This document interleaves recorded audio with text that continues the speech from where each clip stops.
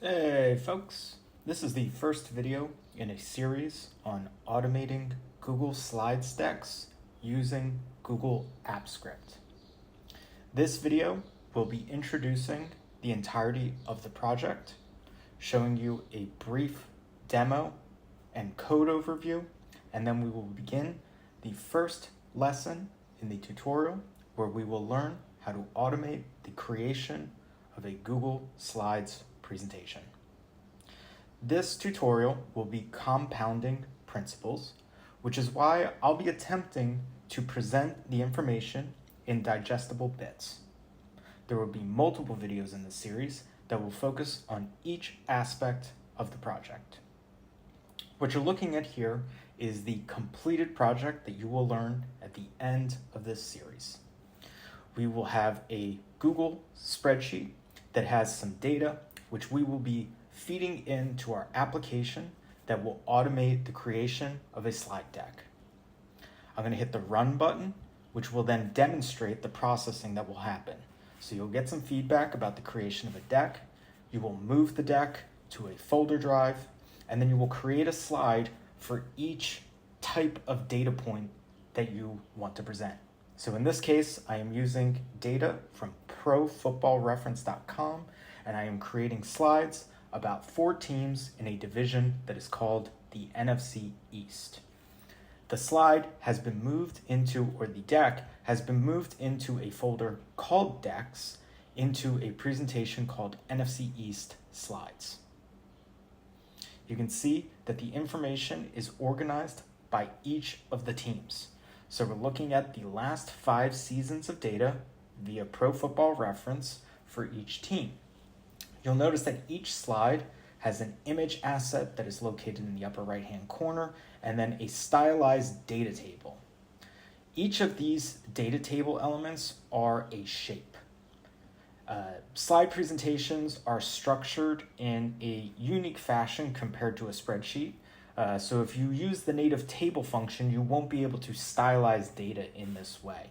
This tutorial will teach you how to dynamically create data tables for slide presentations. So you can see the Cowboys data is associated with the Cowboys slide, which has an image for the Cowboys. Same thing with the Giants, and the same thing with the Washington Commanders. So how we're going to begin is we are going to need to have access to a Google Drive. So as long as you have a Gmail account, you have access to Drive. I would encourage you to create a project folder because we are going to want to have a couple different things in here. Number one is going to be our spreadsheet that will contain our data. We'll want to have a folder where we can store our decks, and then we're going to want to have a folder where we can store our assets. I'm going to click into the assets folder, and you can see that I have image files for each of the teams. So if you are interested in the image portion of this code, you're going to want to have a folder where you can store those things so that you can dynamically reference them. Cool. So with that out of the way, we are going to begin. So I would recommend, like I said, create a folder. We are going to create another folder, which is where we will store our decks. I'm going to call it decks. You can call it whatever you want to. We're then going to open up a new spreadsheet. We are not going to be entering any data into the spreadsheet at this time, but we are going to change the title to Automate. My apologies. We're going to click up top here, and we're going to change the name of the spreadsheet to Automated Deck. We're going to navigate to the Extensions menu, and we are going to select App Script.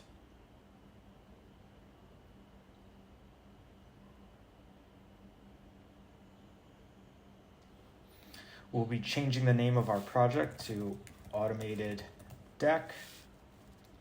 We're going to go to the Files portion of our IDE, and we're going to select Add a File. It will be a script file. We are going to call this a.ids, and we're going to hit Enter. We'll be clearing out the boilerplate code, and then we are going to be creating a constant which is going to be called folder underscore parent underscore ID. And we're going to be setting that equal to an empty string. You can use single quotes or you can use double quotes. My advice, be consistent. So if you use single quotes throughout your project. If you use double quotes throughout your project. Cool. We're going to go back to our folder, and we are going to click into our folder that will store our decks. We're going to go up into the URL, and we're going to highlight the identification number that comes after folders slash. We're going to copy that ID. We're going to go back into our script, and we're going to paste that ID in between your single or double quotes so that we have a constant called folder parent ID that we can access throughout our project. We're going to go back to the file section, and we're going to add another script file. We are going to call this slide space func space 01, and we're going to add a colon. We're going to hit space, and we're going to type deck, capital C, creator. It doesn't matter what you call it. I call it this way so that I can keep my projects organized and so that I can use the sort function so that I have related functions together. So this is going to be a slide function, meaning that it is going to facilitate the creation of our automated slide presentation. I'm going to clear out the boilerplate code, and I'm going to start from scratch.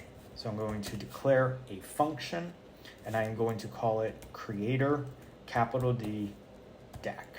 I'm going to have an empty parentheses, which we will not be passing any arguments to. We're going to hit space, and we're going to open a curly bracket. We're going to hit enter twice. We're going to add 2 slashes, and we're going to add a comment that says logging. A comment about comments. There are going to be times throughout this tutorial and this series of videos where I add robust commenting, which means I'm going to say a lot of words. You do not have to type out the words that I am saying, but what I would encourage you to do at bare minimum is add these 2 slashes here and add at least a word. Adding comments to your code is a very good practice to get in the habit of doing. It will help you in the long run, and if you have to collaborate with others, it will help them as well. I'm going to hit enter, and then I'm going to hit tab. I'm going to type logger.log, and I'm going to add open parentheses, and I'm going to add a single quote, and I'm going to add 3 asterisks. I'm going to hit enter, and I'm going to add another logger.log statement, and then I am going to say the deck is being created. This will give us some feedback when the creator deck function runs that alerts us in our console as to what is happening in our application. We're going to hit enter twice, left arrow twice, and we're going to add another comment, which is 2 slashes. We're going to say use slides app to create a deck. We're going to hit enter, and we're going to hit tab. We're going to declare a variable called new deck, where the D in deck will be capitalized. We're going to hit space, we're going to hit the equal sign, we're going to hit space, and then we're going to use slides app, which is capitalized, the S is capitalized, and the A is capitalized. This is case sensitive, so you need to make sure that it appears in that way. We're going to hit dot, and then we're going to call the create method. We're going to open parentheses. This takes 1 argument, that is the name that you want your new slides to be called. So we're going to use single quotes, and for my purposes, I'm going to type NFC East slides, but you can call this whatever you want to. We're going to go to the left of our parentheses, we're going to add a semicolon, and we're going to hit enter twice. We're going to hit the left arrow twice, and we're going to add 2 slashes for a comment, and we are going to say new deck ID. We're going to hit enter, we're going to hit tab, and we're going to declare a variable called deck with a capital I and a lowercase d, deck ID. We're going to hit space, we're going to hit equal sign, we're going to hit space, and then we are going to reference our new deck variable that we just created, and we're going to hit dot get capital I, lowercase d, open parentheses. We're going to go to the right of our parentheses and we're going to add a semicolon. What's going to happen is when the creator deck function runs, we are going to be creating a new slides presentation. We are then going to reference the variable of new deck, which is creating our slides deck, and we are going to get the ID. The reason that we are doing that is because we are going to use the deck ID in future instances in order to append values, in this case slides, to the deck, as well as to be able to move the deck into other places, such as our decks folder. With that out of the way, we can now run our creator deck function in order to make sure that it works correctly. So we're going to hit save, and then we are going to run. This is going to require us to review our permissions and to grant authorization. So we're going to select our account. We are going to get a very aggressive warning, which is just saying that Google has not verified the code that is attempting to run. We're going to go to advanced, and we are going to go down here where it says go to, and then it will be the name of your project with parentheses and the word unsafe. Again, this language is just from Google saying, we haven't reviewed this, we don't know what it is, make sure you know what it is. We're going to click on it. We are going to select allow. What we are allowing is the ability for Google Apps Script, at least this Google Apps Script, to see, edit, create, and delete all of your Google Slide presentations. That is not what we are doing. This warning prompt is just saying that by allowing access, you have now opened up the possibility for that action to take place if you write code that says that that's what you want to do. We are not doing that, so you can hit allow.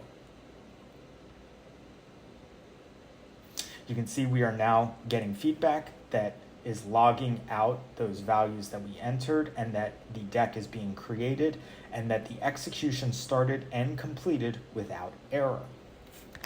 We are going to go to Google Drive. So you're going to want to go to drive.google.com/drive/my-drive. And now you can see that we have created this NFC East slides presentation.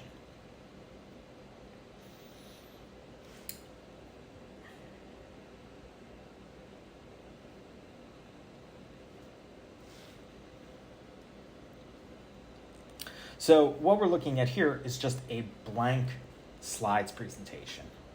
We have a template slide here that allows us to click to add a title and click to add a subtitle, as well as an ID of .p. Now, my preference when I'm working with slides is to remove this template slide. The reason for that is because I don't want to access it. I don't want to have to say, open up slide where the ID is P and do this thing and then have another system for adding new slides. So my recommendation would be to remove this slide altogether. So I'm going to go up into File.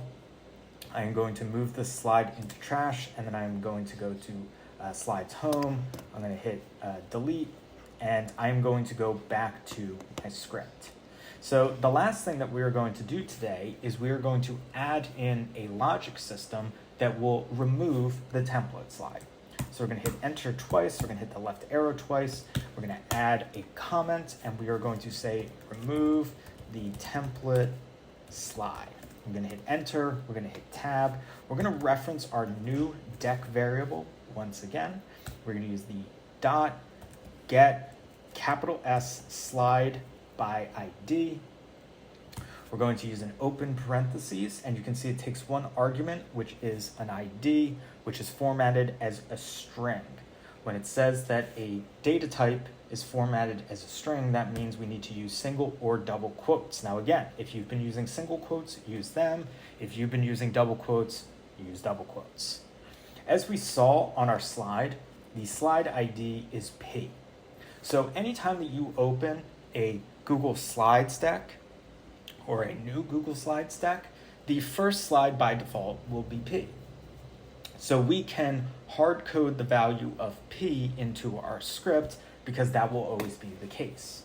We're going to hit the right arrow twice and we're going to go to the right of the parentheses. We're going to use the dot method and then we are going to say remove. We're going to add an empty parentheses. We don't have to pass any values in here. We're going to go to the right. We're going to add a semicolon. We're going to hit save. We are going to run. You can see the deck is being created. It completed without issue. We go back to our drive. You can see we have a new version of NFCE slides. We're going to double click on it. And now we just have an empty Google Slides presentation without any slides. We're going to resume from the 14th line of our creator deck function. We are going to hit enter twice. We are going to hit the left arrow twice, and we are going to add 2 slashes so that we can add in a new comment. We're going to say access the folder where the deck should be stored. We're going to hit enter, we're going to hit tab, and we're going to declare a variable called folder, capital D, drive. And we're going to set that equal to drive app dot get folder by ID. We're going to have an open parentheses and we are going to pass our folder underscore parent underscore ID. We're going to go to the right and we are going to add a semicolon. As a refresher, we have a script file in our project called IDs, and we declared a constant called folder underscore parent underscore ID that has the identification number of the Google Drive folder where we would like to send our deck. In the event that you did not do this yet, do so now and add the identification number of a Google Drive folder that you would like to send your file to. After you've done that, we are going to resume in the slide func file, and we are going to hit enter twice, left arrow twice, and we are going to add another comment. We're going to say move the slide deck into the folder.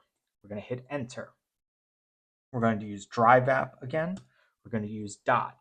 We're going to say get file by ID, and we're going to open up a parentheses.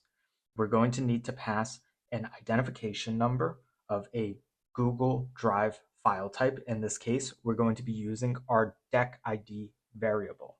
Now this file type or this variable type will be a string, but because we are referencing it programmatically, all we have to do is type in deck ID and it will already be formatted in the type of string.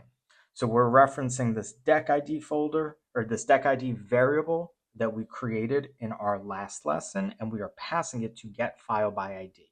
So we're using drive app to get the file by its ID so that then we can use dot move to, and then we're going to open up a parentheses. We are going to pass that folder drive variable that we just declared. We're going to go to the right and we're going to add a semicolon. We're going to hit save and then we're going to try and run our project. When we do so, it's going to ask for our permissions because now we need to give drive app permissions to do universal actions with our credentials. So we're going to select our profile. Again, Google hasn't verified this application, so it's just giving you an aggressive warning that is saying, hey, we haven't said that, we don't know what this is doing, so make sure you know what this is doing. We're going to select advanced. We're going to go down to where it says go to, your project name will go here, and then it says unsafe. It's not that it's unsafe, it just hasn't been verified. This is just saying that we are allowing this application to see, edit, create, and delete all of your drive files and all of your slide presentations. It's not saying that that's what it's doing. It's just saying that permission has been granted in order to do that if that's what you tell it to do. We are not telling slides or app script to do that, so we are going to select allow.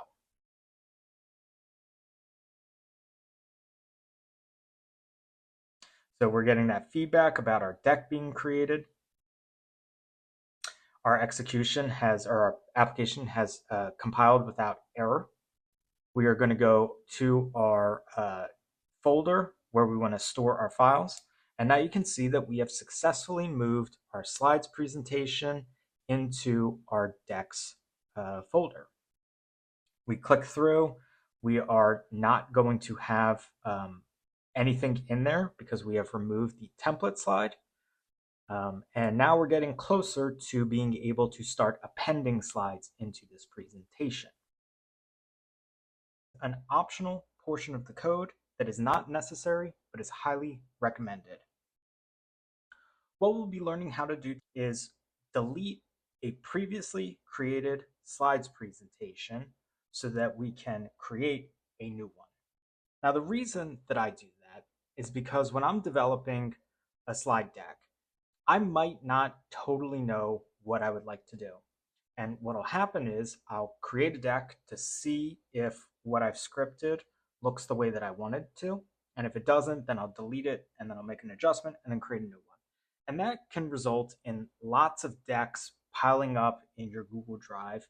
And it just takes up a ton of space and it's really difficult to see where you're at. So I'm going to teach you how to create a logic system that will delete the previously created deck so that you have a nice clean directory to work in.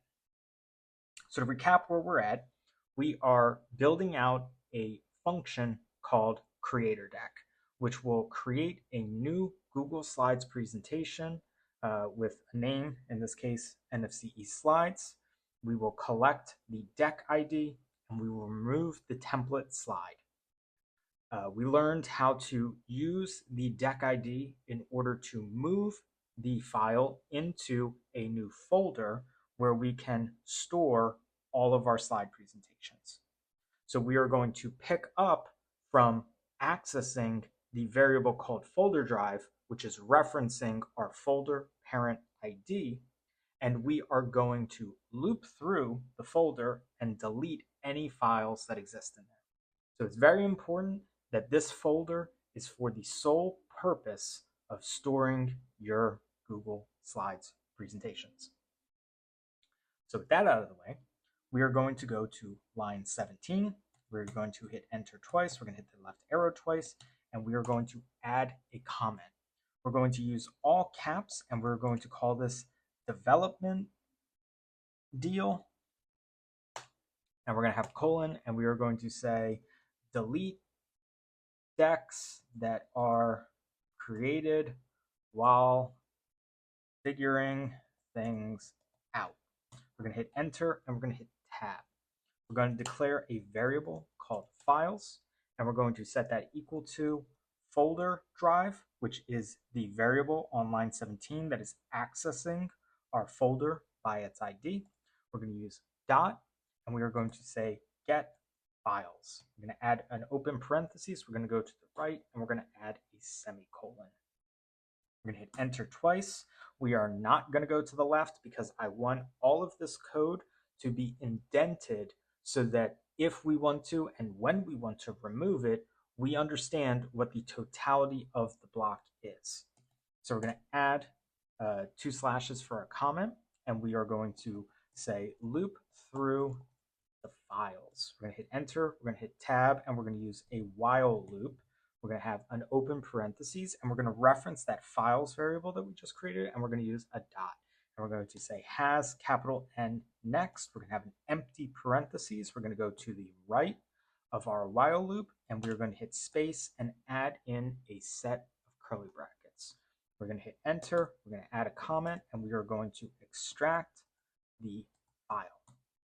We're going to hit enter once, and we're going to hit tab, and we're going to declare a variable called file, and we're going to set that equal to files.next.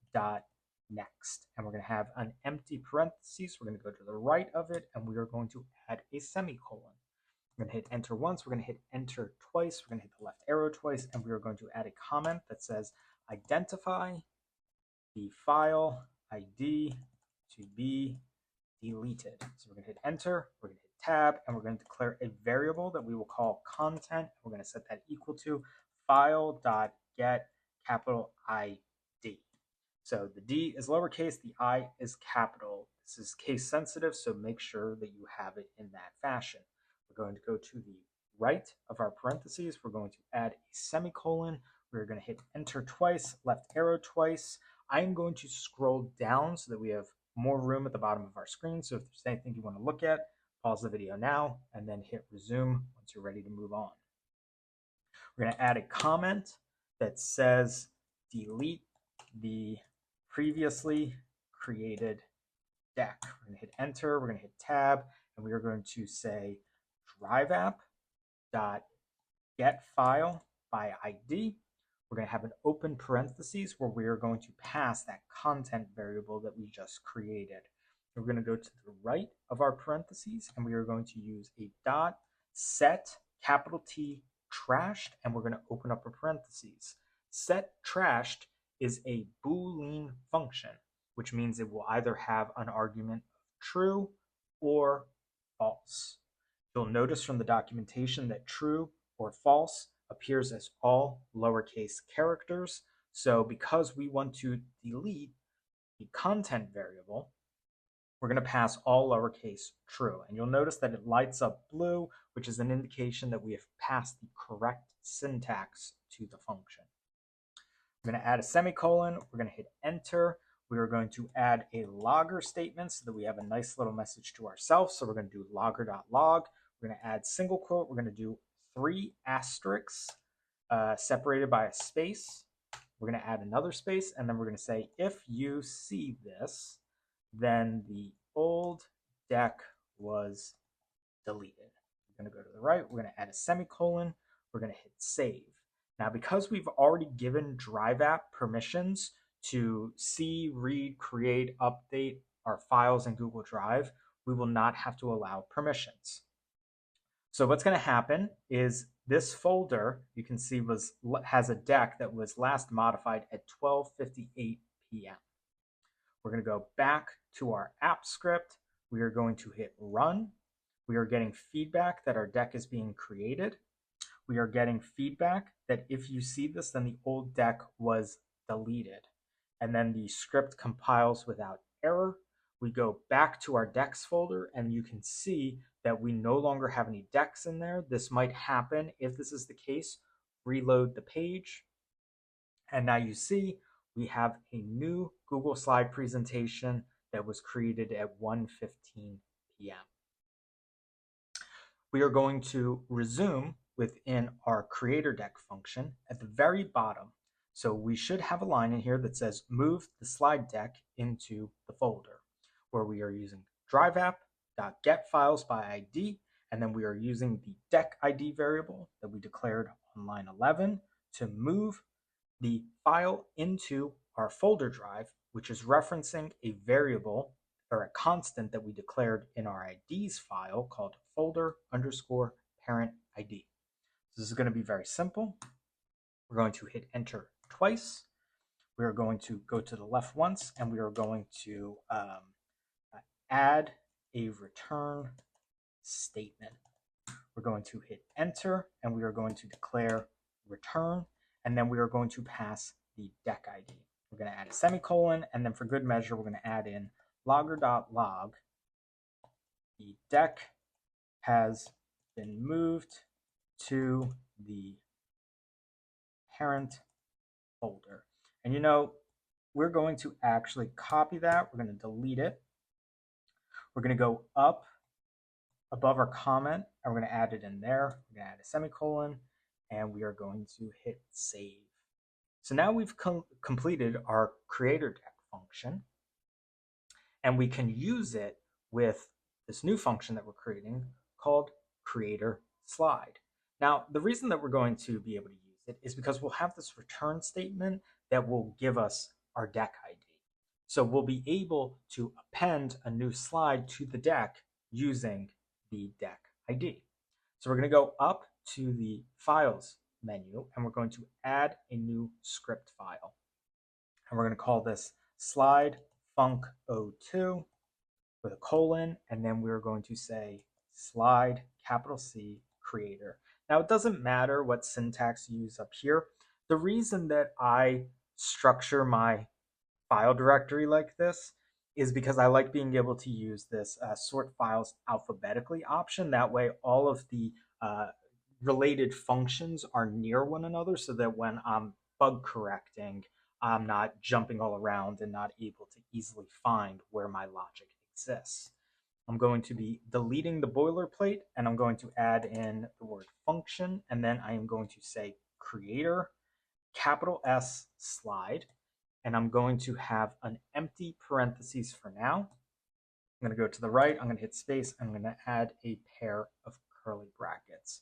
I'm going to hit enter twice, I'm going to add 2 slashes for a comment, and I am going to say deck and slide creation. I'm going to hit enter, I'm going to hit tab, and I'm going to add logger.log, open parentheses, single quote, and I'm going to add 3 asterisks. That way I understand that a function is being activated. I'm going to add in another logger.log. I'm going to add another set of single quotes, and I am going to say slide is being created. I'm going to hit enter twice. I'm going to hit the left arrow twice, and then I'm going to add a set of slashes for a comment, and I'm going to say open the created deck. I'm going to hit tab, and I'm going to declare a variable called deck, capital ID. I'm going to set that equal to creator deck, and then I'm going to have an open parentheses. So this creator deck function is what we created in our slidefunc01 deck creator file. So I'm going to add a single quote there. And then just so that you can see what's happening, I'm going to do logger.log, and I'm going to pass deck ID, and I'm going to go to the right, and I'm going to add a semicolon. I'm going to save my project. I'm going to hit run. You can do this if you want to. So you can see that we now are getting some logging in here that says slide is being created, which is what ran up top here, right? So you can see we have those 3 asterisks, then we're getting slide is being created. Then we're getting 3 more asterisks because the deck is being created because we're calling this creator deck function, which means our creator slide inherits all of the actions that are built into the creator deck function. You can see we're getting some feedback here that says if you see this, then the old deck was deleted. That's because of that optional logic system that I have in there that automates the deletion of a deck every time creator deck is ran while in development. You can see that we have that other feedback that says the deck has been moved to the parent folder. And then you can see we're getting this alphanumeric value here, which is the deck ID. The reason that that's what's being returned is because we just established return logic in deck creator that says every time this function is called, return the deck ID. So we have 1DMGN. We're going to go to our decks folder. We're going to hit refresh because I have an old file in there from 115. You can now see it's 125. So we successfully deleted that old file, and now we have a new deck that was created. And you can see up top here in the URL that we have an ID or a deck ID of 1DM capital G. We go back in here, 1DM capital G. You can see that that is the value that was being passed into this creator deck function. Now that we have the deck ID, we're able to use it to append new slides to the deck.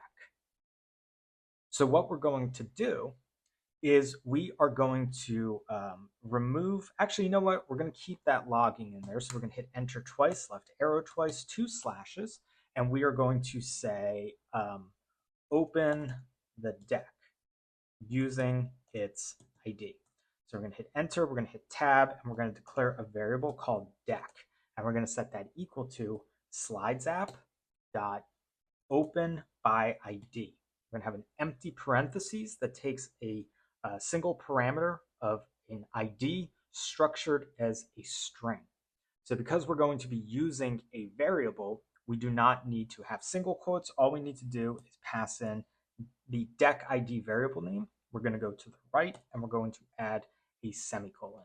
So what's happening now is we are going, every time we run the creator slide function, we'll run the creator deck function, which will generate a deck ID, which we are saving to a variable called deck ID.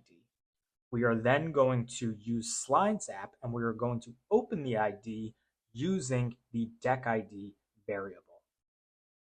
Now that we have opened the deck ID, we have the ability to add, remove, do whatever. So we are going to hit enter twice. We're going to hit the left arrow twice, and we are going to append, we're going to append a slide into the deck. We're going to hit enter, we're going to hit tab, and we're going to declare a variable called slide, and we're going to set that equal to deck dot append capital S slide. And we're going to pass an empty parentheses in there because we don't want to use any arguments yet. And we're going to add in a semicolon. We're going to save our project and we're going to hit run. You can see that we're getting feedback about the slide creation, the deck creation, the deletion of the old deck, that the new deck has been moved into the parent ID, and you can see we now have a new deck ID being passed in because we created a new deck. So we're going to go back to our decks folder. I'm going to hit refresh because I'm still seeing that 125 file in here. You can see we have a new file that was created 4 minutes into the future. We're going to open it up. You can see that we have that new deck ID in here. And you'll also notice that instead of having a blank presentation with no slides, we now have one slide. So we have successfully created or appended a new slide into our deck. And that's where we're going to conclude for today. In the next video, we are going to learn how to insert shapes so that we can add text and stylize it within our slides presentation. I hope you found this helpful. If you'd like to catch up on anything that we've done in the past or that we'll be doing in the future, please check out the description where the playlist to this video series is linked. Please reach out if you have any comments or questions. I love hearing from you. And I hope you'll check out the next video. Hey folks, this is the 5th video in my series on learning how to automate the creation of a Google Slides presentation deck using Google Apps Script. In our last video, we started to develop our creator slide function, which will append a new slide into an automated deck that we have created using a custom function called creator deck. If you would like to catch up on what we've learned how to do thus far, please check out the description for the playlist, which contains all videos in this series. So at this point in time, we have the ability to create a deck. We have a development set of logic in our deck creator function, which will remove the previously created deck into our trash can so that we have a nice, clean directory with a single deck that we are developing. So in our decks folder, I currently have a deck called NFC East Slides, which is just a deck with one blank slide, which we have appended using our slide creator function. We are going to learn in this lesson how to enter in text boxes so that you can stylize your deck. So before we get into that logic, I want to talk about developing in slides. They are effectively a blank canvas. And the way that you add text or tables or pictures is by referencing a point on the slide. So if you were to manually create your slide, you can use text boxes images that are inserted from Drive or your local machine, shapes, lines, you name it, background, layout, theme tree, all of these types of things are available to you by clicking buttons. So in this lesson, we're going to focus on text boxes. So if you wanted to add text to a slide, you would add a box like this and you would say, this is some text. And it would be in a box that is this size. What will be helpful to you when developing is going over here to the More section and selecting the Format Options menu item. This will give you 4 pieces of critical information related to the position and size and rotation of your text box. So you can manipulate the width of your text box by entering in values into the size portion of the Format Options panel. Additionally, you can change the height of your text box using the Height section. The position options will give you an X and Y axes. So when you hit X, you'll see that you are moving over to the left, and when you hit Y, you are moving vertically, right? So you're going up and down using this menu item over here. Now it's important to note that these values are in inches. This is different than when programming in the AppScript environment. It does not use inches. So if you attempt to, or I apologize, I'm based in the United States, so I'm getting inches in here. You may not have that same setup internationally. So what I'll be teaching from here on out is going to be correlative to inches.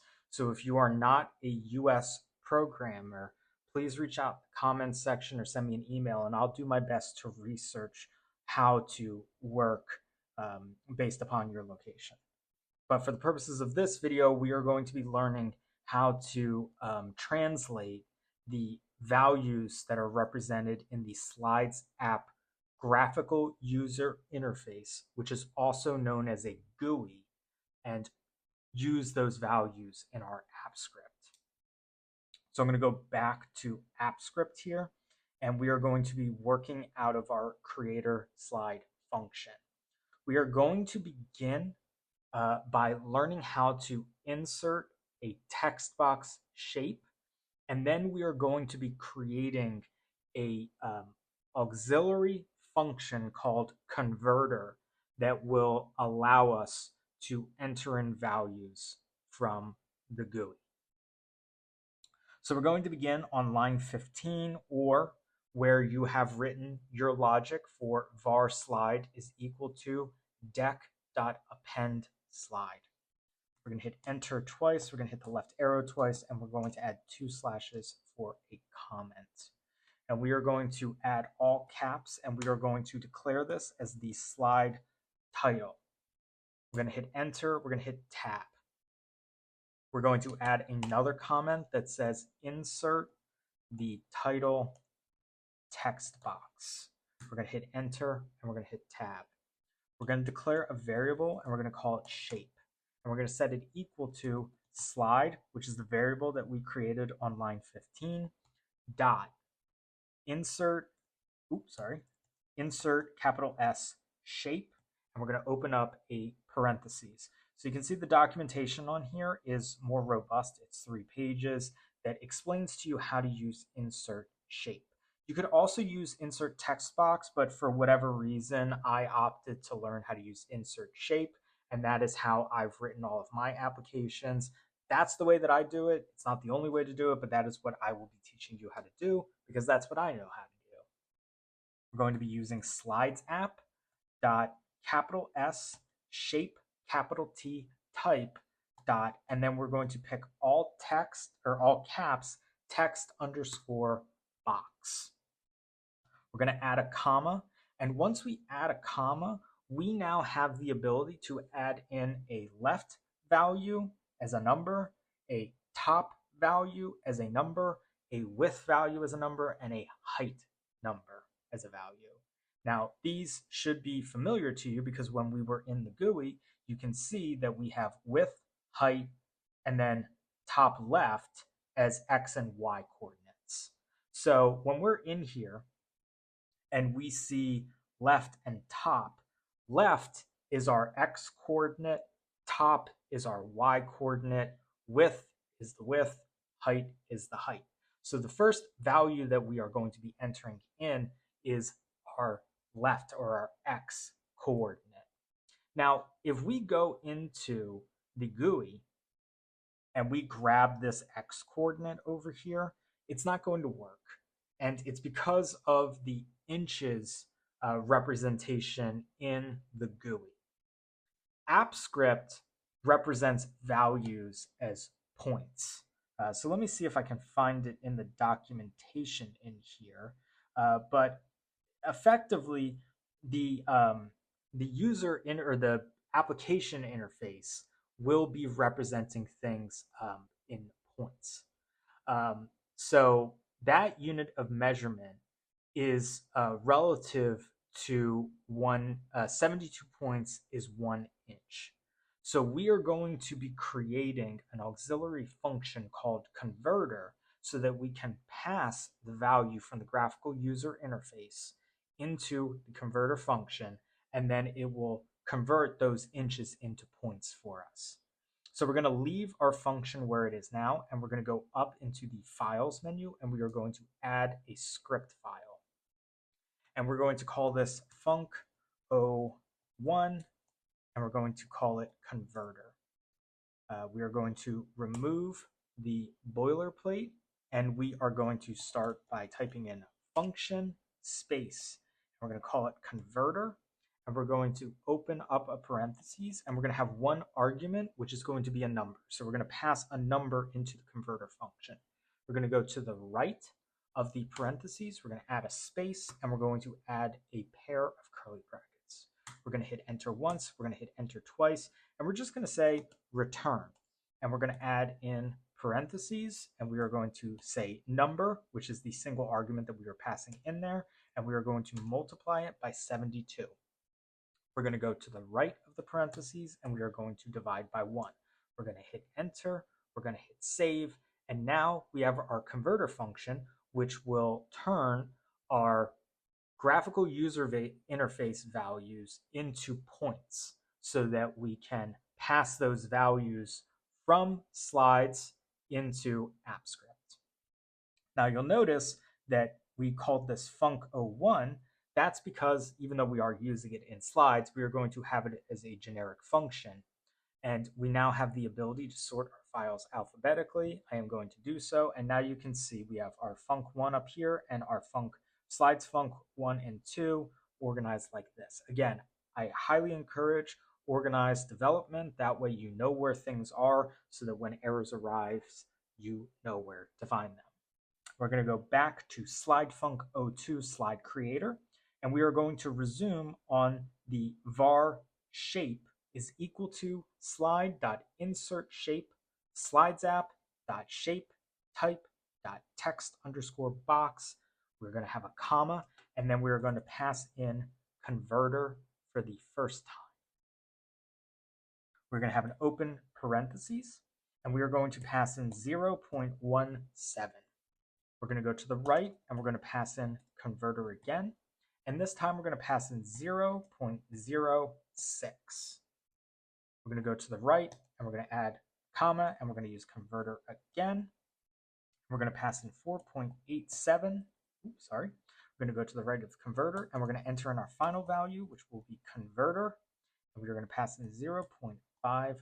We're going to go to the right, and we're going to add a semicolon, and we're going to hit enter. We're going to declare a variable called text capital R range, and we're going to set that equal to shape, which is the variable that we just created on line 19, dot get capital T text. We're going to have an empty parentheses, and we're going to add a semicolon. So what we're doing here is in line 19, we are creating a text box, right? So that's what we have in here. And what I'm going to do so that you can see what we're doing is I'm going to add 0.17 into the x. That is the first value that we pass to our shape variable. The next thing that I am going to do is pass 0.06 into the y variable. That is the second argument that we passed into our shape variable. We are going to pass 4.87 into the width, and we are going to pass 0.53 into the height position. And now we have this text box in the upper left-hand corner of our screen. So you can see in this situation, we said, this is some text. This is what we will get once we use our converter functions to create a shape, right? So we haven't done anything yet. We have just told AppScript to create this box. When we say var text range is equal to shape.getText, this is now allowing us to start passing text into that shape. So we're going to hit enter, and now we can reference the text range variable, and we can say dot set capital T text. We can open up a parentheses, and now we can start entering some type of text in there. In our first video, we demonstrated that our culminating result will be a slide deck using Pro Football Reference data. We are going to be referencing 5 years of data. So the text that we're going to pass in is going to be called last 5 seasons.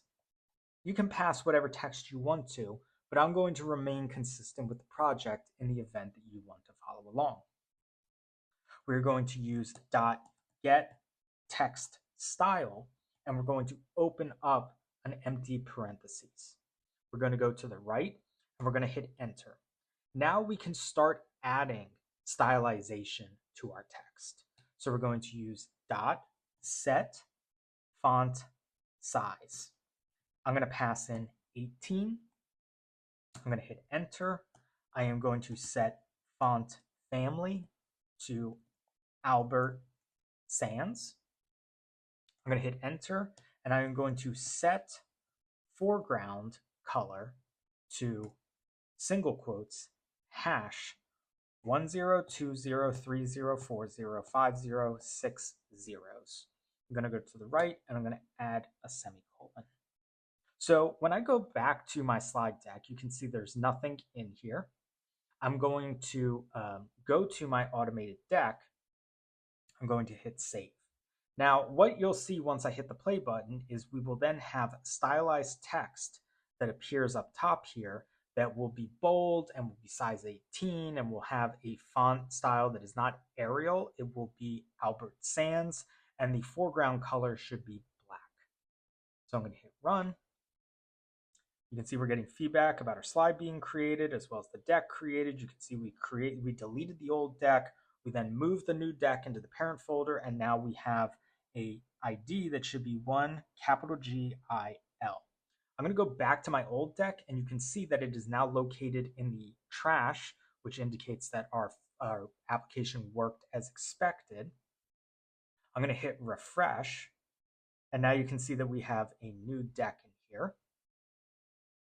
You can see we have that 1GIL identification number, and now you can see that we have a stylized text box that says last 5 seasons. It is 18 font size, and we still have that Albert Sans in here as normal. So I'm so sorry. We wanted that Albert Sans. We were originally Arial. So everything worked as expected.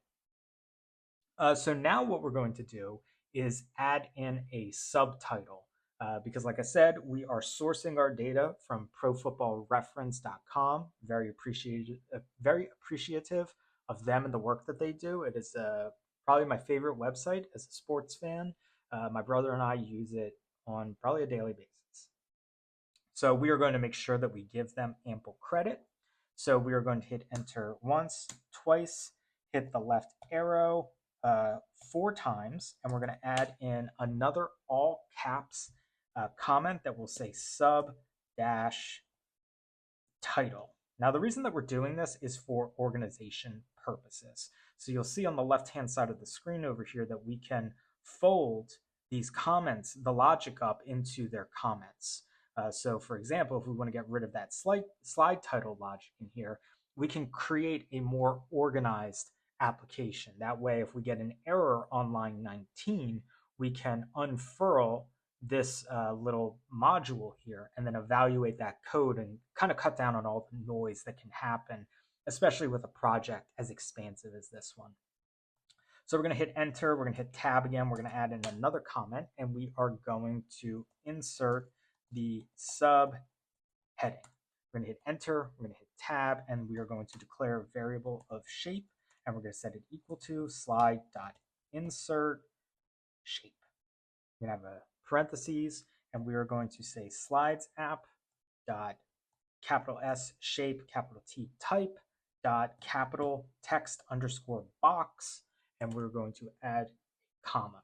We're going to use our converter function, and we're going to pass in a value of 0.18. We're going to add we're going to go to the right of converter. I'm going to add a comment. I'm going to add another converter. This will be our y-axis, I believe. And we will pass in 0.36. We will go to the right of converter. We will add a comma, and we will add another converter in that says 3.99. We're going to go to the right, and we're going to add a comma, and we're going to add in converter, parentheses, 0.3. We're going to hit the right arrow twice. We're going to add a semicolon. We're going to hit enter, and we're going to declare another text range variable. We're going to set that equal to shape.getText, open parentheses, go to the right, add a semicolon, hit enter, and now we can reference that text range variable in order to use dot set capital T text, and then we are going to pass in another descriptor. So we're going to say capital D data sourced via pro football reference. We're going to go to the right, and we're going to use dot get text capital T style, and we're going to have an empty parentheses. We're going to go to the right, and we're going to hit enter, and now we can use all of our style methods, very similar to what we did in the previous module. So this time we're going to use dot set font size, and we are going to set that to 6. We're going to hit enter, and we're going to dot set font family, and we're going to set that also to Albert space Sans. We're going to hit enter. We're going to set foreground color to the same hash 6. Oh, sorry, we need a single quote, and then we're going to add in a hash and 6 zeros. And just for the sake of adding just a little bit of difference between the two, we're also going to use dot set capital I italic, and we're going to open up a parentheses. And you can see this is a Boolean function or Boolean method, which means that we will either be passing true or false. And if you remember from our previous instance of using set trashed in our deck creator function, AppScript takes true and false as all lowercase. So because we want this to be italicized, we are going to set it to true. We are going to save our project. We are going to run our creator slide function. We're getting all that feedback that we like to see. We deleted the old deck. We've moved the new deck, and we have a new deck ID. We open up our previous deck. You can see that it is now in the trash. Love seeing that. We're going to go back to our decks. You can see it's from when we last ran it. So I'm going to refresh my folder. I now have a newly updated slide deck. I'm going to open it up, and now we should see exactly what we want it to. So I'm going to turn this into a slideshow so that you can have a better view of it here. And you can see that we have last 5 seasons, and we have data sourced via Pro Football Reference. And if you've been following along since the beginning, we currently have an empty Google spreadsheet. So this is an optional portion of this series where I will be showing you how to write some Python code in order to scrape data from Pro Football Reference, clean it, and then send it to your spreadsheet. In the event that you are not interested in this and only want to focus on building out the deck, you can skip this. As long as you have the ability to get data into your deck, you're fine. but for the purposes of completeness, I thought it would be helpful to demonstrate this. The outline for today's video will be a brief demonstration of this Python code, and then I will be doing a full tutorial showing you how to write it yourself. We'll be leveraging the pandas library, the NumPy library, the request library, Beautiful Soup 4, and Google Spreadsheets library called gspread. We'll be building out a few custom functions that will allow us to first scrape Pro Football Reference and then send data to Google Sheets. So you'll see in my demonstration deck, we have an empty sheet. I am going to go to my Python script. I'm going to go to runtime, and I am going to select run all. You can see these check marks are indicating that there is no error. So we are referencing some names, and then we are creating a custom set of data for those teams, and we are then sending that data to Sheets using a custom function called sender. When we go back to our sheet, you can see that instead of being blank, we now have the data that we have scraped from profootballreference.com. So what you will need for this demonstration is Google's collaboratory notebook, which you can access for free using Drive, and a URL to profootballreference.com, which I will leave linked in the description. So we will begin by navigating to our Google Drive folder where we have our project. You can see I am currently in my decks folder. This is where my automated decks will appear. So I'm going to go back to the parent folder where you can see I have a spreadsheet called automated deck. This automated deck sheet is blank. This is where I will be sending my data from Pro Football Reference.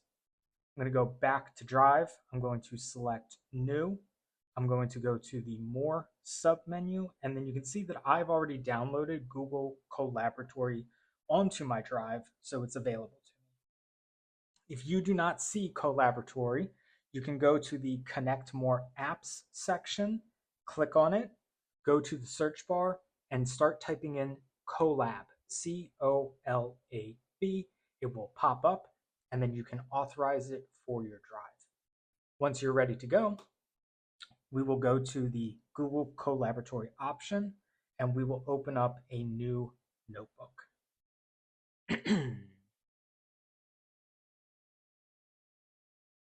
We're going to go up into the menu bar, and we are going to rename our notebook Data Extractor. We're going to hit Enter. We will begin by importing our libraries. So we will import pandas as PD, which is short for panel data. That's what pandas stands for. And typically, you will see pandas cast, that's what that as is doing, as PD. We're going to hit Enter, and we are going to import NumPy as NP, which stands for Numerical Python. That is also typically cast as NP. That way you don't have to write NumPy every time. You don't have to write pandas every time. We're going to hit Enter, and then we're going to import requests. We're going to hit Enter. And then from BS4, we will import Beautiful, capital S, soup. We are going to engage our runtime. So you can see we're connecting up here. That's how you connect to Google's compute engine, which will give you RAM and disk space in order to run Python code. We're going to hit the play button here, which will then show us that we have no errors importing any of our libraries. You may be asked to authorize runtime. I have already authorized runtime on a couple other collaboratory notebooks, so I wasn't prompted to do so, but I might be at a future date.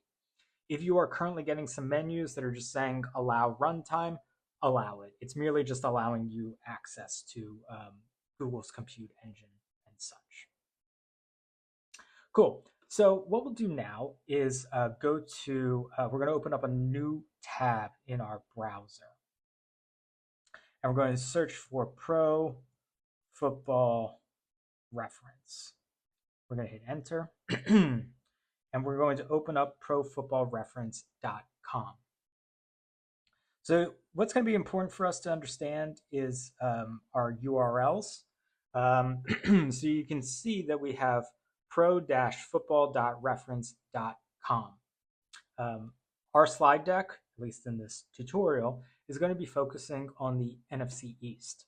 So I'm going to open up a new tab for the Eagles, as well as a new tab for the Cowboys, as well as a new tab for the Giants, and a new tab for the Washington Commanders. When we go to the Eagles page, you can see that the URL is now has some slashes in it. So you can see that we are now in teams, and then we have PHI/2023. Now, we don't just want 2023 data, we want the last 5 seasons of data. That's what we're building our slides out to look at. So what we're going to try doing here is removing that 2023 portion of the URL. So that's just team/PHI, and then we'll see where that takes us.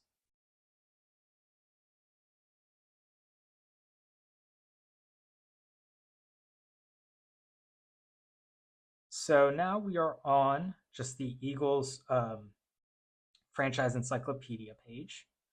And you can see that we have a retired number section. And then we have these team record leaders and league ranks. So that looks pretty good. In my script, I'm referencing index.html. So I'm just going to use that to make sure that this is the same thing. And it is, so that's great. So we can either use pro-football-reference.com/teams/whatever the abbreviated version of the team name is, and that will work the same way. So we're going to go into the Cowboys menu, and we are going to see what their URL path is. So you can see that's DAL, which is short for Dallas. We're going to go into the Giants tab now. And you're going to see we have NYG. And then we're going to go into the Washington URL, which should be WAS. Sorry, everything's a little bit slow because Pro Football is a little bit heavy. Yep, so we got WAS. Wonderful. So we're going to go back to our data extractor, and we're going to add in a new code block. And we are going to create a variable called teams, and we're going to set that equal to an array. And what we're going to pass into this array is going to be those abbreviations that we saw for each URL. So we're going to add in a single quote, and we're going to enter in PHI for the Eagles, single quote DAL for Dallas. We're going to add a comma and hit space. We're going to add single quote, and we're going to add in NYG for the Giants. We're going to go to the right, we're going to add a comma, we're going to hit space, we're going to add a single quote, and then we're going to enter in WAS for Washington. We're going to run this cell so that we have it available to our script, and now we have a variable that is set to a list or an array with the team abbreviations. And this will allow us to loop through those abbreviations so that we can pass it into a function that will allow us to extract data for each team. So we're going to add in a code block now that is going to be a custom function. So we're going to add in a hash to add a little comment here. And we'll say custom function for scraping team data.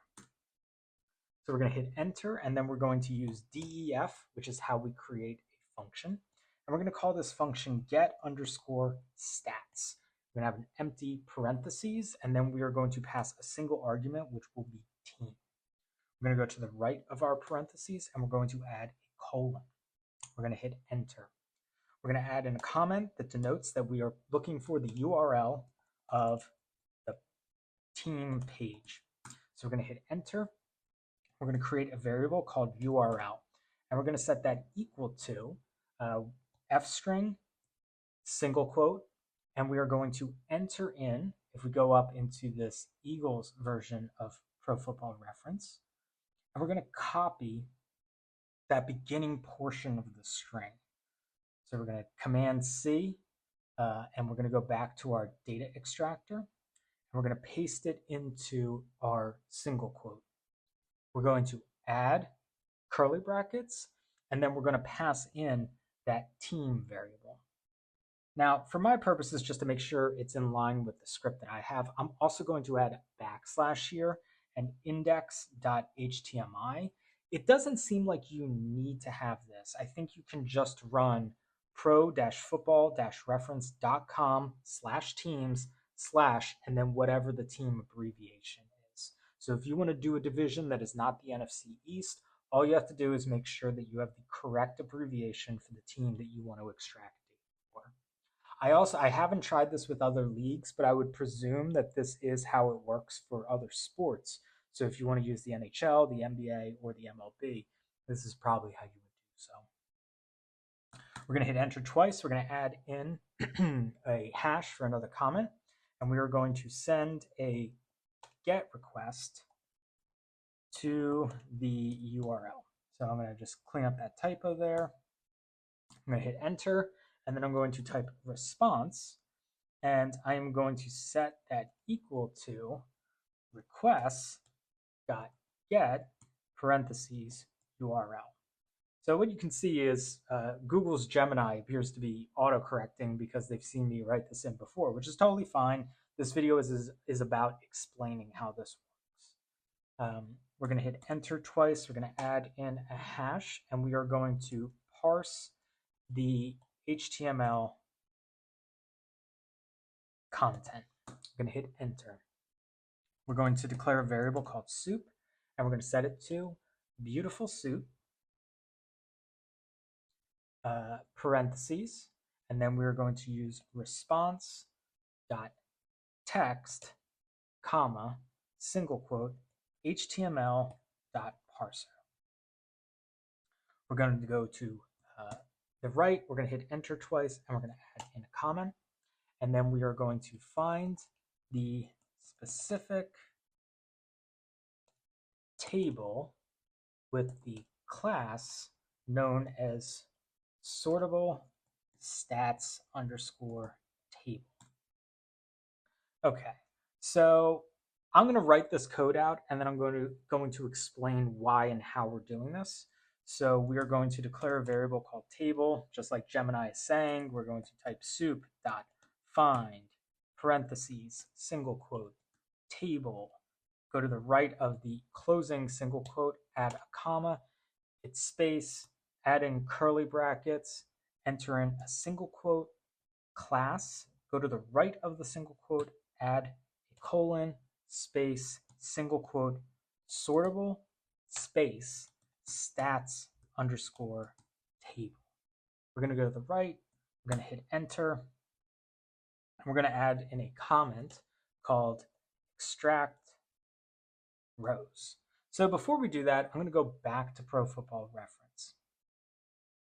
So when you're scraping a website, what's happening is you're engaging with the HTML, which is the structure that creates the page layout.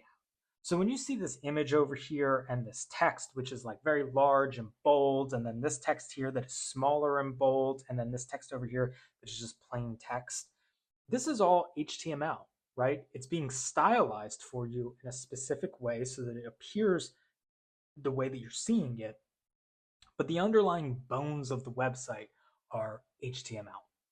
So in order to evaluate our HTML, what we can do is inspect the web page, and then we'll get this panel that opens up in the left-hand corner over here. And then this will allow us to start seeing all, so like you can see here where like I'm hovering over it, and I'm starting to get the values that are in between these P tags.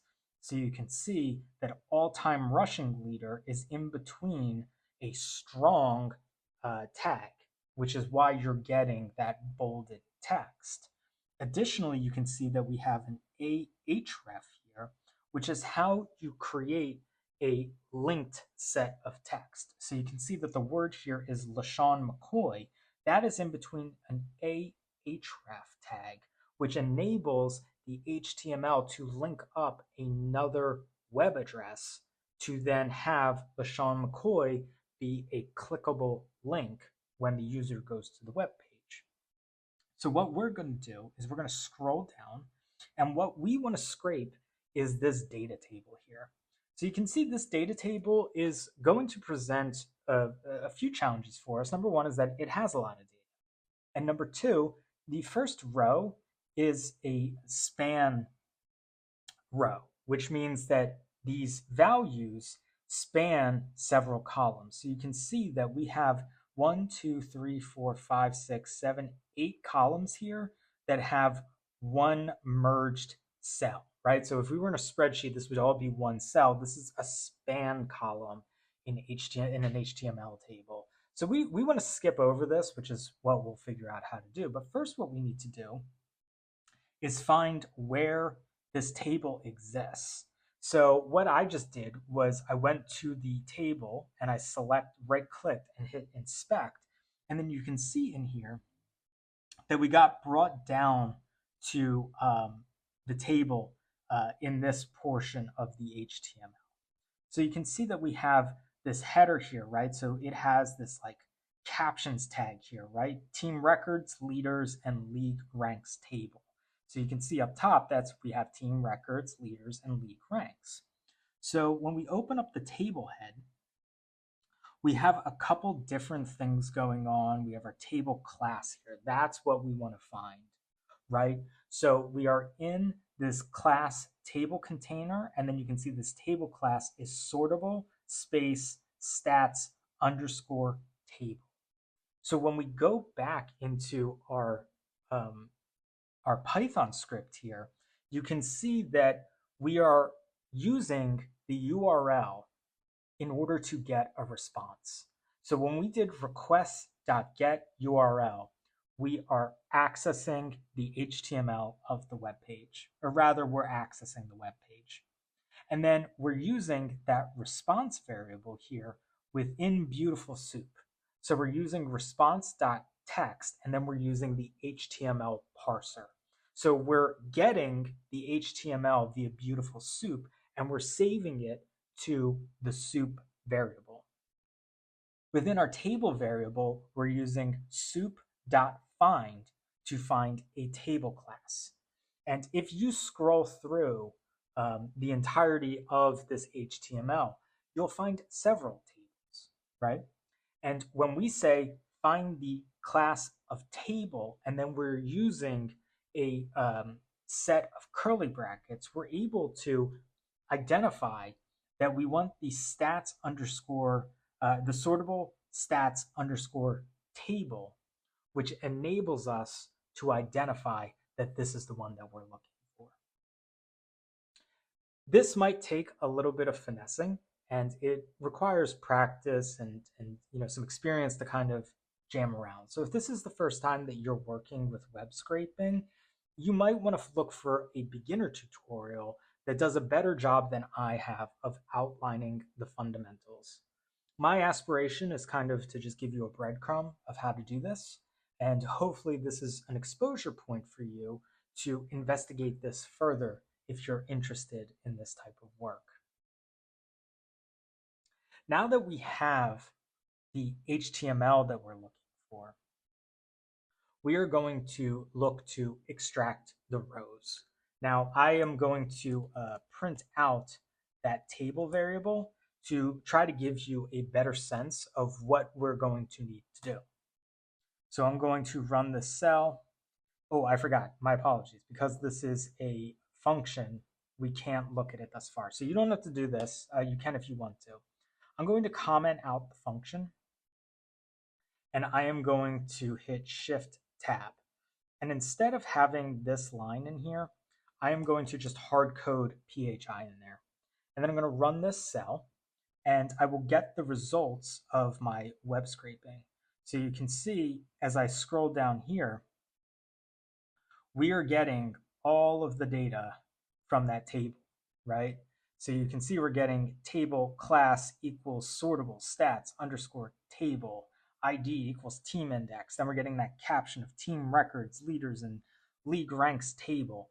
And then you can see that we're getting like table headers in here that identifies that first row, right? So you can see that we have those span columns in here where it says call span equals 3, call span equals 8. So that's that first row in here, right? So you can see 1, 2, 3, 4, 5, 6, 7, 8. That's what's being represented by that call span right here, right? It's indicating that it is spanning 8 columns. This is spanning 3 columns, 4, 2, 2, 4, 5, right? We don't want any of that. So that stuff is inside of the table head. You can see we have that table head tag here. And then we have this TR class of over header. We then also have this next row, right? So that's what's indicated here. When you have a backslash in your HTML tags, that means it's the closing tag. We then have a new table row, which is then year, league, team, wins, losses, ties, all that type of stuff, right? So when we go back in here, you can see we have year, league, team, wins. That's where we actually want to start scraping our data, right? So we're going to have some logical values in here that allow us to start looping through the table in order to extract the values that we want. So what I'm going to do is close down this output because I think it's pretty clear but I'll do it just to kind of show you. Once we get down a little bit further, you can see that we start to get those values that we want in here. We have to scroll down a little bit.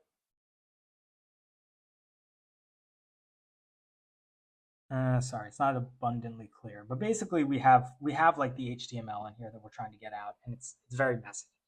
So we're going to start looping through that table variable to extract the data rows. So we are going to begin by establishing an empty array. So we'll have rows is equal to, and then just 2 square brackets, and we are going to loop through our table variable in order to find the values that we want. So we're going to do for row in table dot find underscore all, and we're going to do a single tag or a single quote, sorry, and we're going to pass that tr tag. We're going to add a colon. We're going to hit enter, and then we're going to say we're going to create a variable called cells, and we're going to set it equal to row dot find underscore all. And we are going to look for, we're going to pass in a list of things that we're looking for. So we're just going to be looking for table headers and a single quote of table data. We're going to go to the right. We're going to hit enter, and we're going to look for cell underscore values. And we're going to set that equal to an array of cell dot text dot strip parentheses. We're going to do space, and we're going to say for cell in cells. We're going to go to the right, and we're going to say rows dot append, and then we're going to pass in those cell values. We're going to hit enter. We're going to leave our for loop, and then we're going to print that rows variable. I'm going to hit run on my cell. And now you can see what we're getting is that first row where we have a null value, and then we have points and a null value, top players, offensive rank, so on and so forth.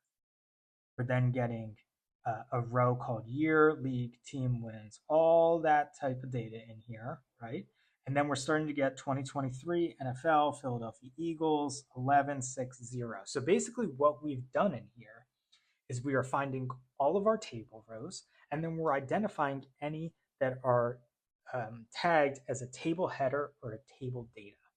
And we're looping through all of them. We're removing any excess white space, and we are doing I apologize because I forget what the technical name is for it. I apologize, but we're doing a comprehension loop, I believe, where we're saying for cell in cell. So we're basically doing like a loop within a loop here. So it would be the same thing if we created another for loop, but we're like just cleaning up the text in the cells using strip, and then we are taking those values and we are appending them to cell values. And the reason that we're doing that is because we want to pass those things as an array. So we want these values to be in single brackets so they can be pushed into the empty array, which is the rows variable.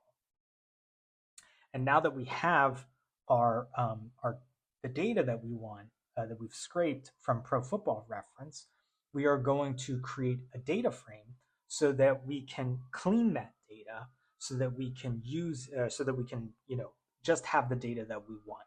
So I'm going to go back to well, I'm not going to go back to, but in my example, I just pulled in the year and the team name and the wins, losses, ties, and then just the coaches, top passer, and the top receiver. Because we're basically right now what's happening is we're pulling in all of this data, and you may want it for your slide. Feel totally free to scrape whatever you want to, but I just want the last 5 years of data for certain columns.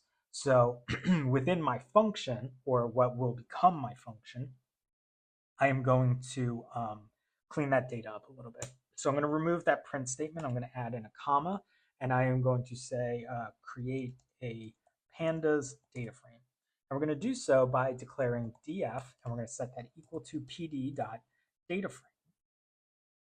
And then we are going to, you know what, for now, let's just pass in that rows variable so you can see what I'm going to do to clean it up a little bit. So we're going to do print df. I'm going to run that again.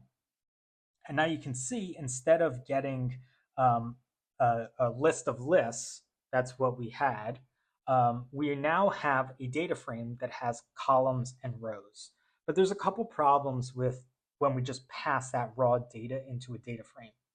You can see that our column headers are 0 indexed, and we have those span columns in here. So you can see we have points, and you can see that it's actually lined up weird because of the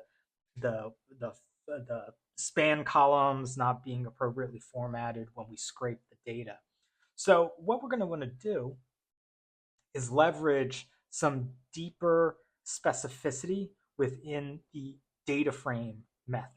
So instead of just passing rows into my data frame, I'm going to do some cleanup on it. So before I do that, I'm going to show you what we're going to do. So I'm going to print that rows variable once again. And now you can see our data is structured in a list of lists. You can tell that because we have this square bracket here that is housed within this square bracket here. So because we have two brackets, that means we have a list, which is the first bracket that we have highlighted there. And then we have lists, more than one list within this list of lists. And the reason that you can tell that is because we also have a square bracket over here. So this square bracket is related to this square bracket here, which is denoting list 1.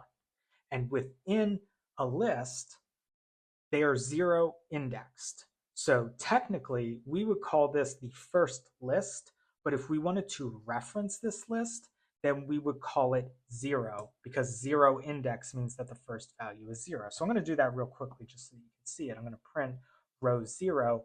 Now you can see we're getting the first list.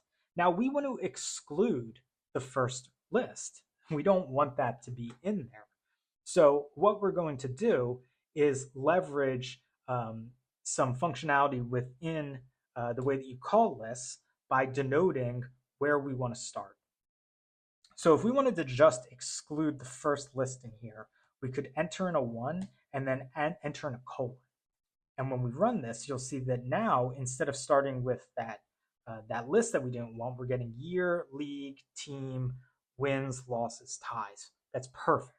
That's exactly what we want to see. So within pandas, we have the ability to, I'm going to uncomment this up top here, and I'm going to, you don't have to do this, but I'm going to comment out that rows 1 colon that we just did. In addition to just saying that just passing rows in here, we can also declare that we want the data to be equal to rows, which means that we can also, and here's a better way of seeing it, we have the ability of determining the columns that we want as well as the data types that we want. So what we're going to do is we're going to declare our columns as being equal to rows, single quote, 1, because that's what we want, right? So we're just going to call that rows 1. Now, you'll notice in here, we have rows 1 colon, which includes our header rows as the first row.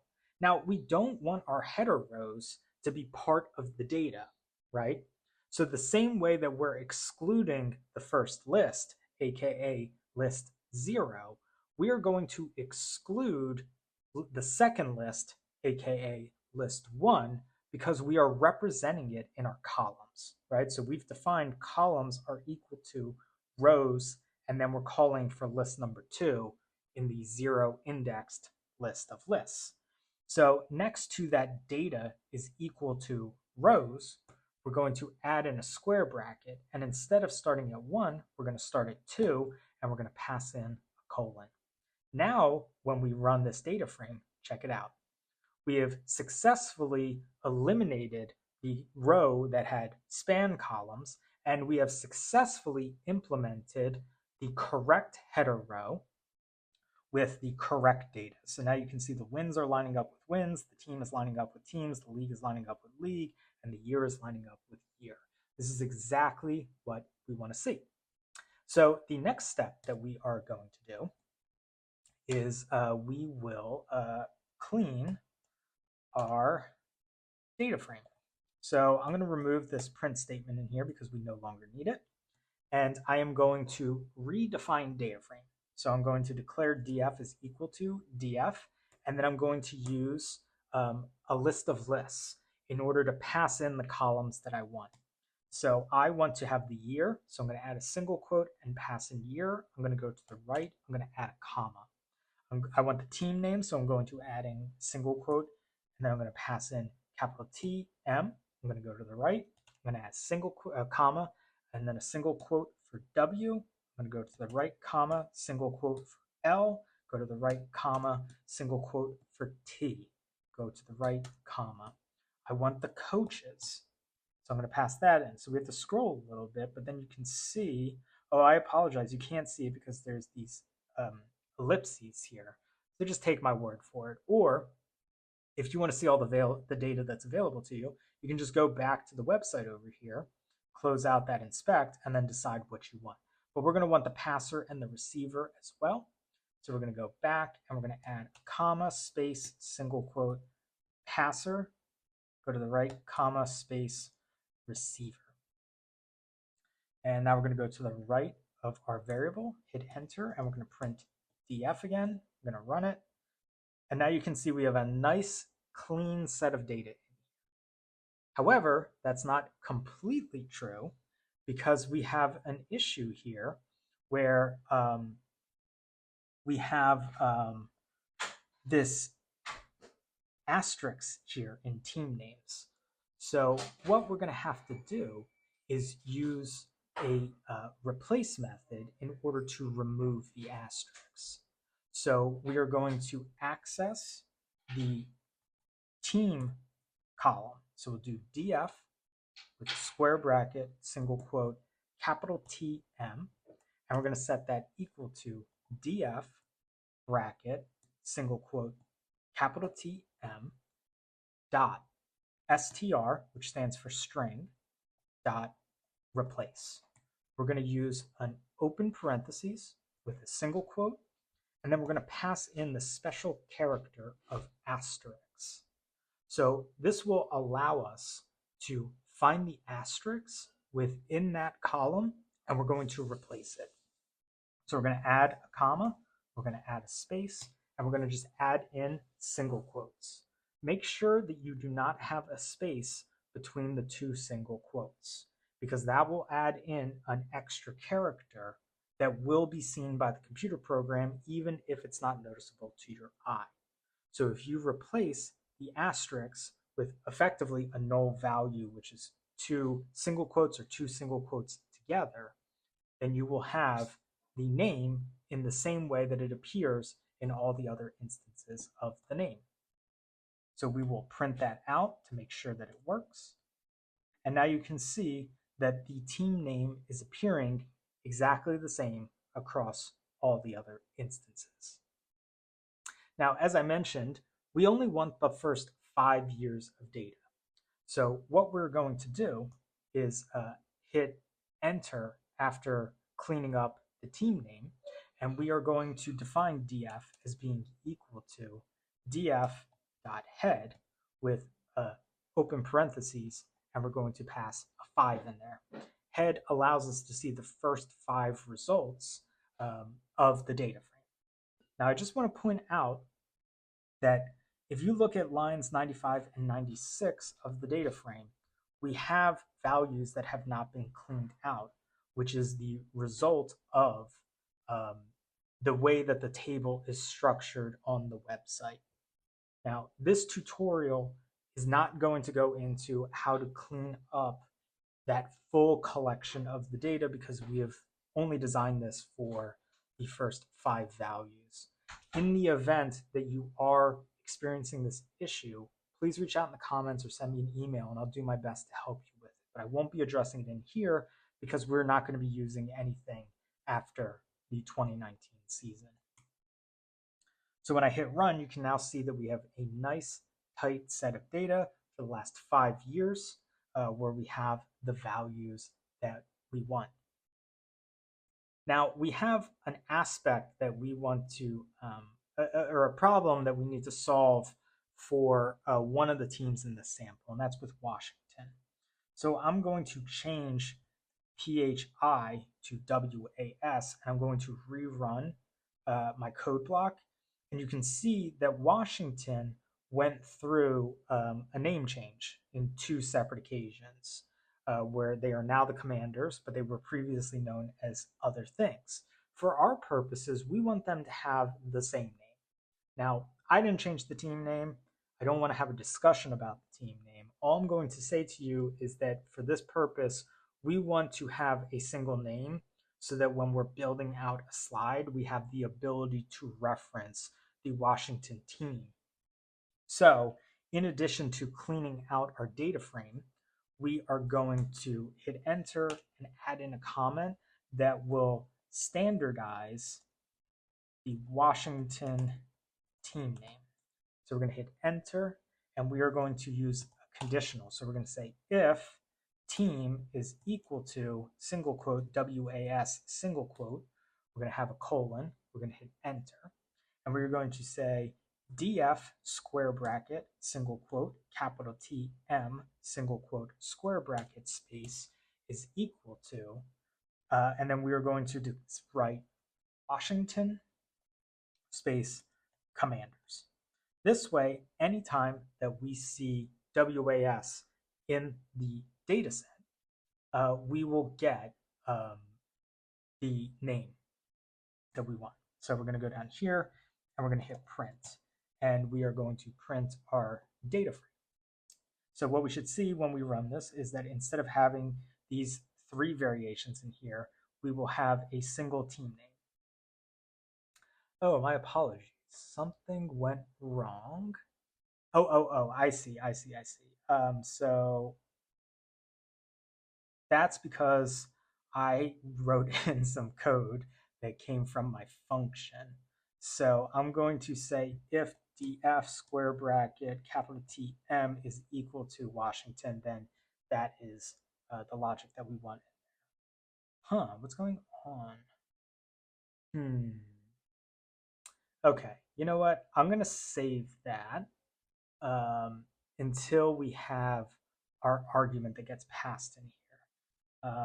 Because, you know what? I'll do it like this, actually. This will help us set up our function. So placeholder for input. I'm going to hit enter, and I'm going to declare team is equal to, and then I'm going to hard code the team in here like this. I'm going to go into the string, and I'm going to remove the hard coding, and I'm going to pass a curly bracket. and we're going to have team in there. I'm going to clean this up a little bit.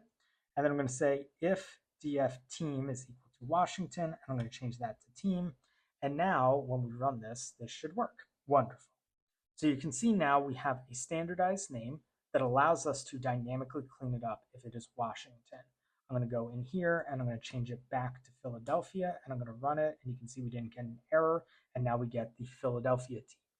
So this conditional will help you clean it up. I forget if there are other instances where we have team names changed. I would assume it's with Oakland to Las Vegas and potentially the Rams going from St. Louis to Los Angeles. But there are probably other instances, if you use other divisions, where you would have to standardize the team names in the event that you want to, when you get them into your spreadsheet, if you want to access them robustly.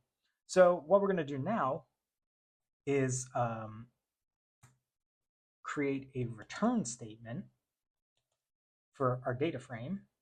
And we are going to highlight all of our code. So I'm going to clear this output here. I'm going to highlight all of this. And I am going to hit tab once. And then I'm going to uncomment this function up top here. And I'm going to remove this placeholder for input because we no longer need it. So you can see we now have this function in here, which we are going to test out. Excuse me. So we're going to create a new code block here. And what we'll do is just call it test. And we're going to set it equal to get stats. And then we're going to use parentheses, and let's pass in PHI. And then we are going to print test. And we're going to run it. And oh, interesting. Why did that come back like that? My apologies. Looks like we have another issue going on. So we are using get stats to pass we'll get one argument to pass in there. And then we're using our URL to get a response, which then gives us that soup, which then should result in a data frame.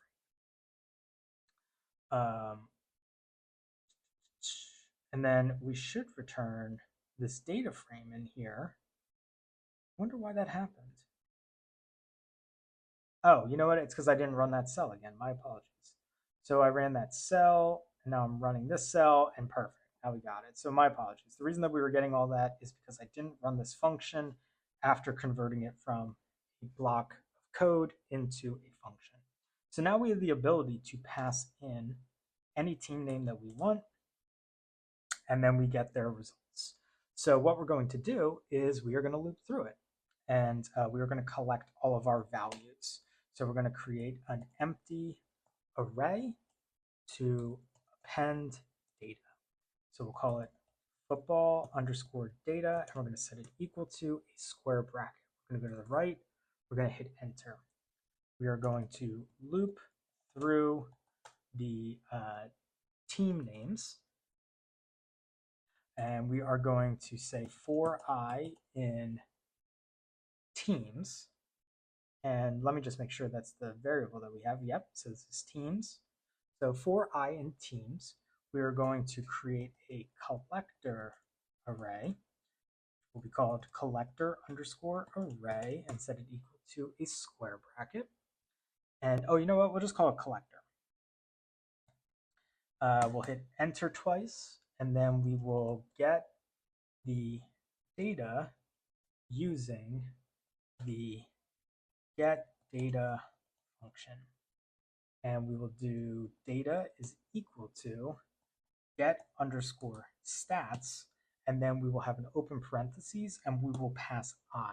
So what's happening in our for loop is we are looping through all of the names in the teams array, and we are passing them to the get stats function. Once we have those stats, we are going to append the data to the empty array. We're going to hit enter. We're going to do football underscore data dot append, and then we are going to pass that data that we extracted using the getStats function. And we are also going to just extract the values. So we're going to do data.values.toList with an open parentheses. We're not going to pass any values. What this will do is this will just extract the data values and not the headers that come from there. So like, for example, when we append to football data, we will not be appending year, team, wins, losses, ties every single time. We're just going to be collecting these rows of data and appending them to this football data empty array. We're going to hit enter. We're going to add another comment, and we are going to extract the header. So we'll say header extract, and we will call it head is equal to data dot columns dot to list. And we'll have an open parentheses, and we'll hit enter. And we will, we're done with our function, I believe. Yep, we will do some list comprehension. We're going to hit enter, and we are going to say values is equal to square bracket item for I in football underscore data for item in I. So what this will do is this will access each array, because what's happening when we do data.values.toList is, and you know what, I'll print this out so that you can see it. My apologies for not doing so. We're going to print out football underscore data. And what you'll see is we're getting multiple list of lists going on in here. So you can tell that's happening because we have 3 brackets. So you can see that that first list of values is a list, and then we have another list in here. And then if we go past the equals values, you can see that that is remaining a contained list. That's because when we extracted the values to a list and pushed it into football data, it goes in as a list of lists. So then we have a list of lists going on, which is why we're using this list comprehension that is allowing us to loop through each item in the football data array so that we can extract those values instead of having to do this for I in football data and then sending it to another data. This is a compact way of doing what's called list comprehension. So I'm going to remove that print statement, and I'm going to print the values for you. And now you can see we have a list of lists. And the way that you know it's a list of lists is because we have 2 square brackets and we no longer have 3 square brackets. So now that we have that, we can create a payload data frame. So we're going to create a variable called payload, and we're going to set that equal to pd.data capital F frame. And we're going to pass in our data as being equal to that values list of lists. We're going to use a comma, and we're going to use columns in order to set it equal to head. And the result will be printing a payload that is a data frame that has all of the data that we've extracted from Pro Football Reference as one data frame. So now we have the data that we want to ship to our spreadsheet. So now what we're going to do is move into the final portion of the video. And apologies, I know I had this collector array in here that wasn't necessary. I apologize, that's just from my development when I was trying to figure out this list comprehension protocol, the most efficient way of doing it. We didn't end up using it in this. It's not a problem, but I apologize if it was confusing why I did that. So the last thing that we're going to use is gspread. So we will be using a code snippet. So we're going to go over here and we're just going to say Google Sheets. And we are going to use saving data to Google Sheets. And we can insert this code block in here. So we do not need basically all of this stuff, right? So we're going to highlight it all the way up to the sh variable. And we're going to change GC. I mean, you don't have to. I am. I'm going to change it to access is equal to gspread.authorize credentials. And I am also going to import time. So I'm going to hit run, and it's going to ask me to authorize my credentials. So I'm going to select my email. I'm going to select continue. I'm going to scroll down and do continue. Cool. So that worked perfectly. I'm going to hit X on code snippets because I no longer need it. And then I am going to add a new code block where I am going to build out two functions that I use in all of my scripts. And actually, before we do that, we're going to pull in some more gspread exceptions. No, you know what? Let's not do that. I don't think we need it. So what we will do is we're going to create custom functions for sending data to sheets. So we're going to create a function. So we'll do def, and we're going to call this sender. And we're going to use parentheses, and we are going to pass 3 arguments to sender. The first will be the workbook ID, comma. The second will be the sheet underscore ID, comma. And the final will be the data that we want to send. We're going to go to the right of our parentheses, and we're going to add a colon. We're going to hit enter. We're going to say sends data to Google Sheets.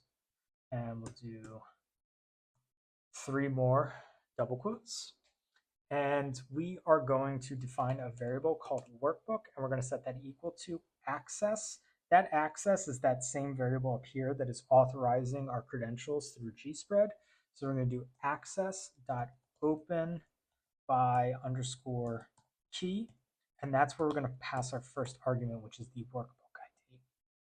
We're going to hit enter, and we're going to create a variable called sheet, and we're going to set that equal to work WB, that WB variable that we just created, dot get underscore worksheet underscore by underscore ID, and we're going to have an empty parentheses, and we're going to pass sheet underscore ID. We're going to go to the right. We're going to hit enter. We're going to call that sheet variable that we just created, and we are going to clear the spreadsheet. We're going to hit enter. We're going to do sheet.update, and we're going to pass in our data. That's the third argument that we are going to pass to the sender function. We're going to add a comma, and then we're going to use value underscore input underscore option, and we're going to set it to single quote, all caps, user underscore entered. What this will do is set our data as if a human being wrote it.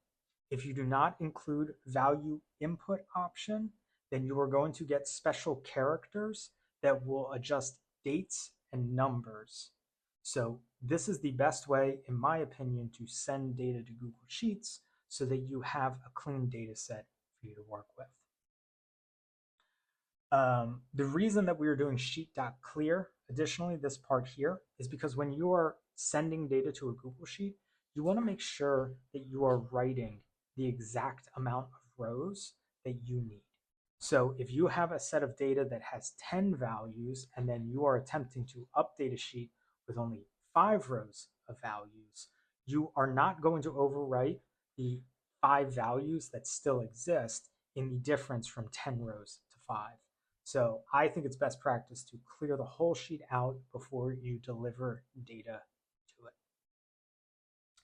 Cool. So now we're going to create another function.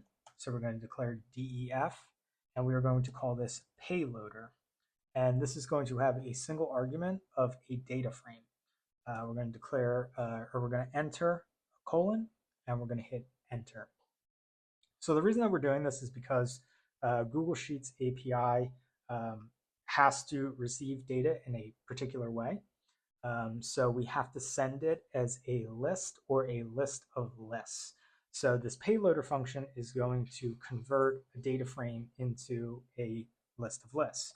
So the first argument that we are going to have is going to be a variable called headers, where we will call the data frame that we are passing to the function dot columns dot to list with an open parentheses.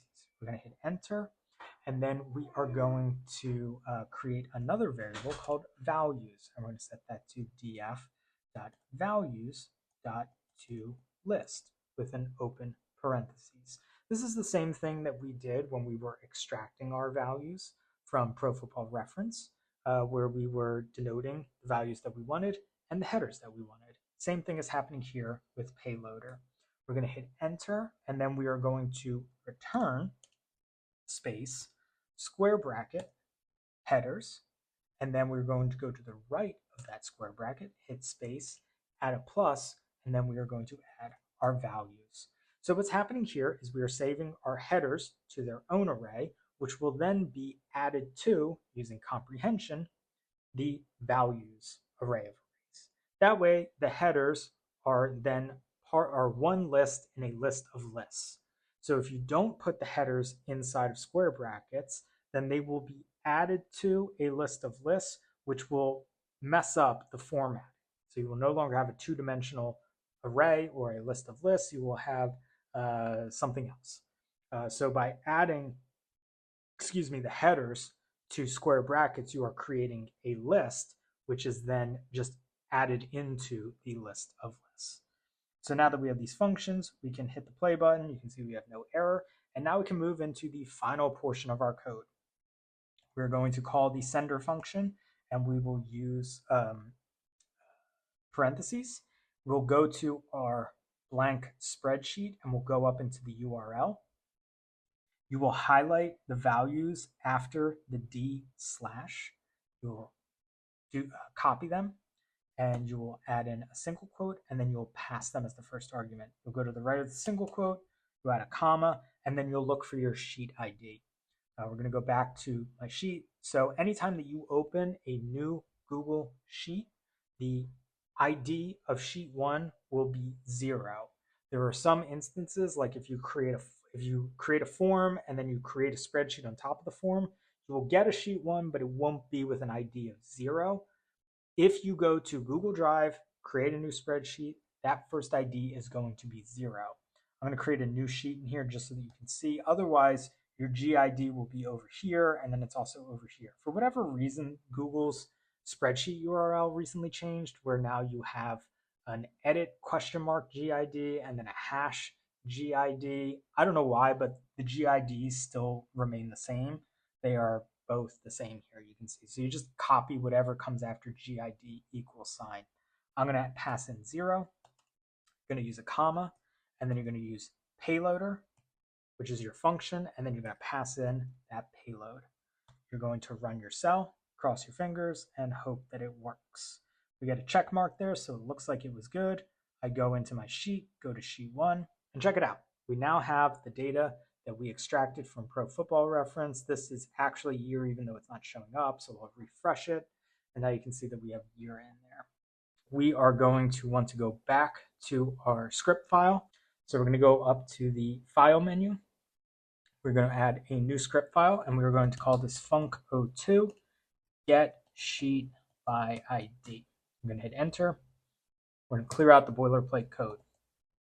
We're going to create a function, and we're going to call it get sheet by ID, and we're going to have one argument, which will be the sheet underscore ID. We're going to go to the right, we're going to add a curly bracket, we're going to hit enter twice, we're going to add in 2 slashes for a comment, and we are going to access the current workbook.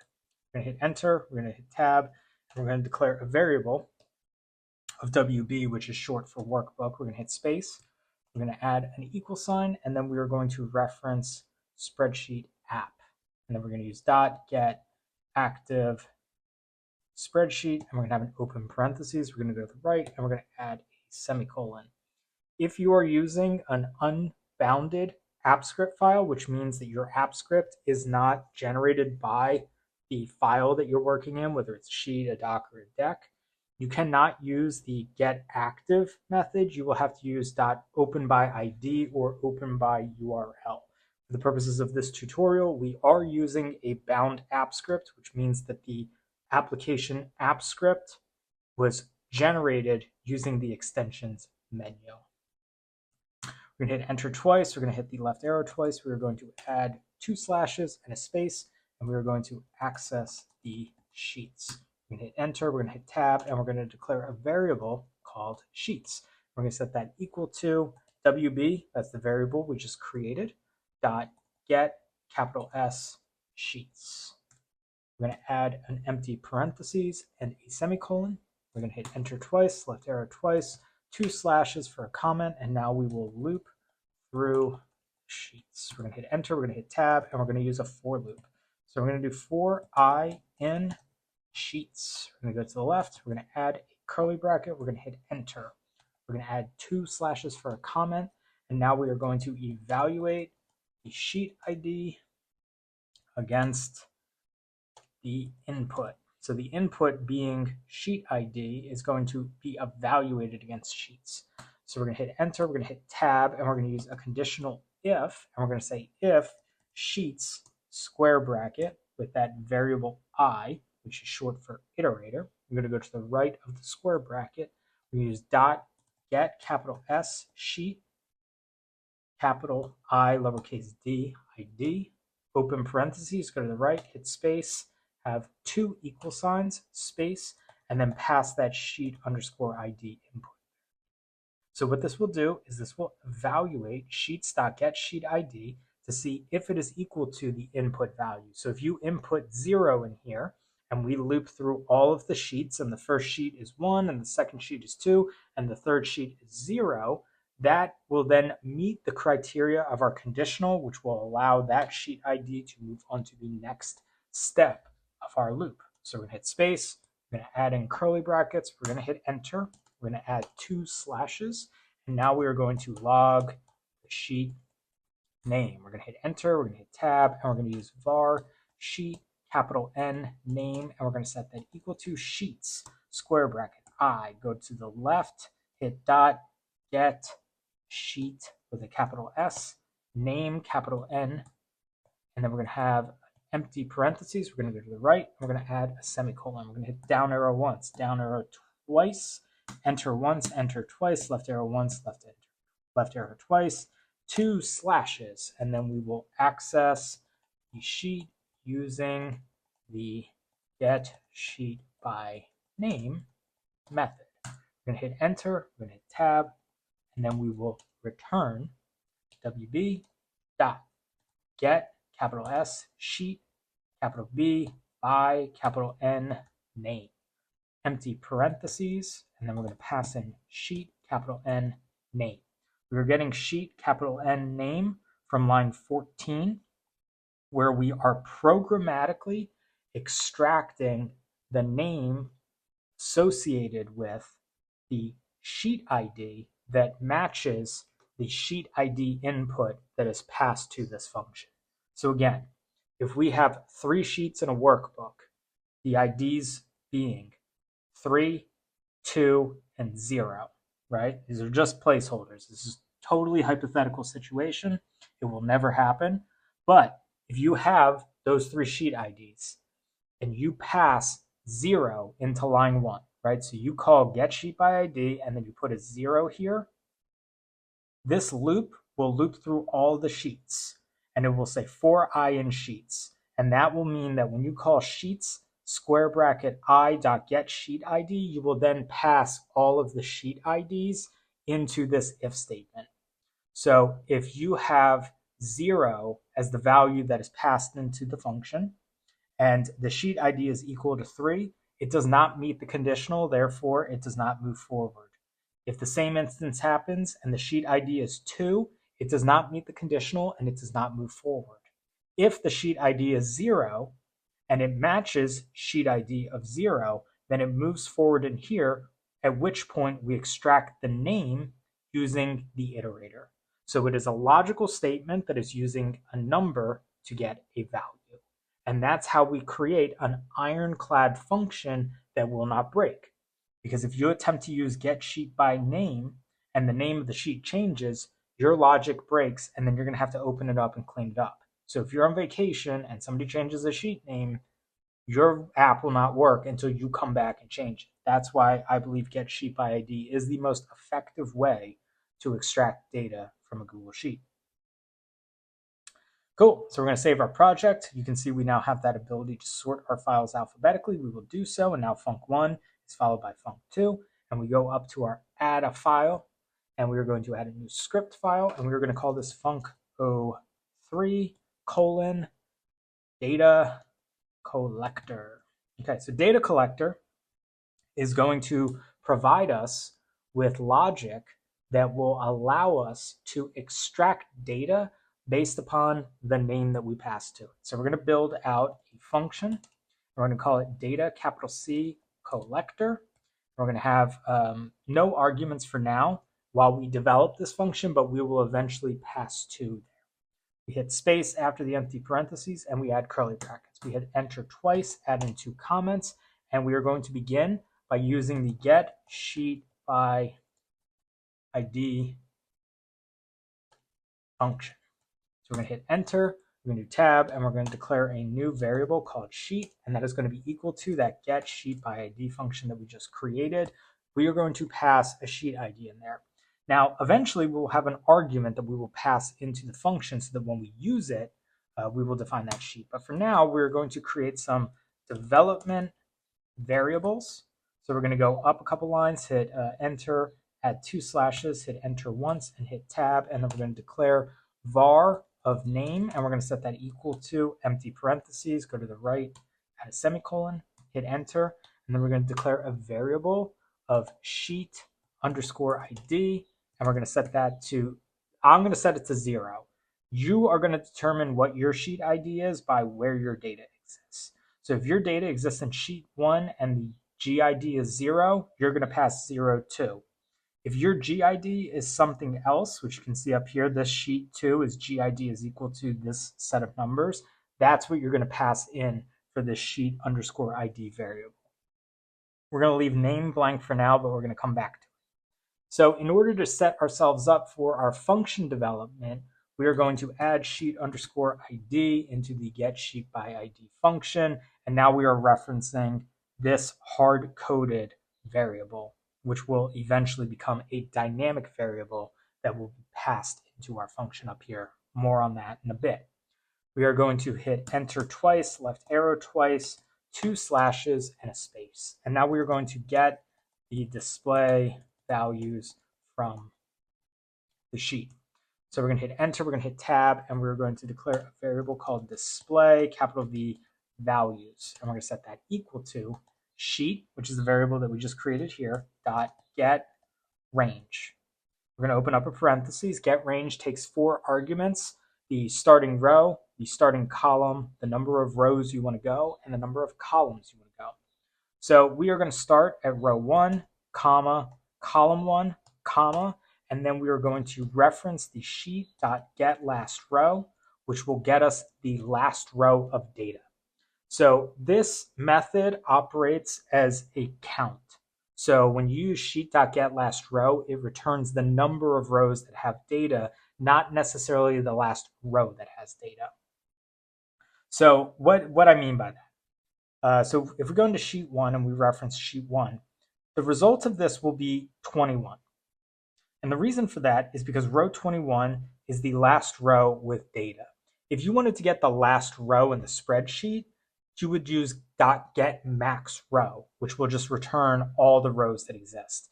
GetLastRow returns the result of the number of rows that have data in it. So it'll just say like 21, right? And I apologize because I think I said the wrong thing just now. If you added in like a value down here, it would return the number 25.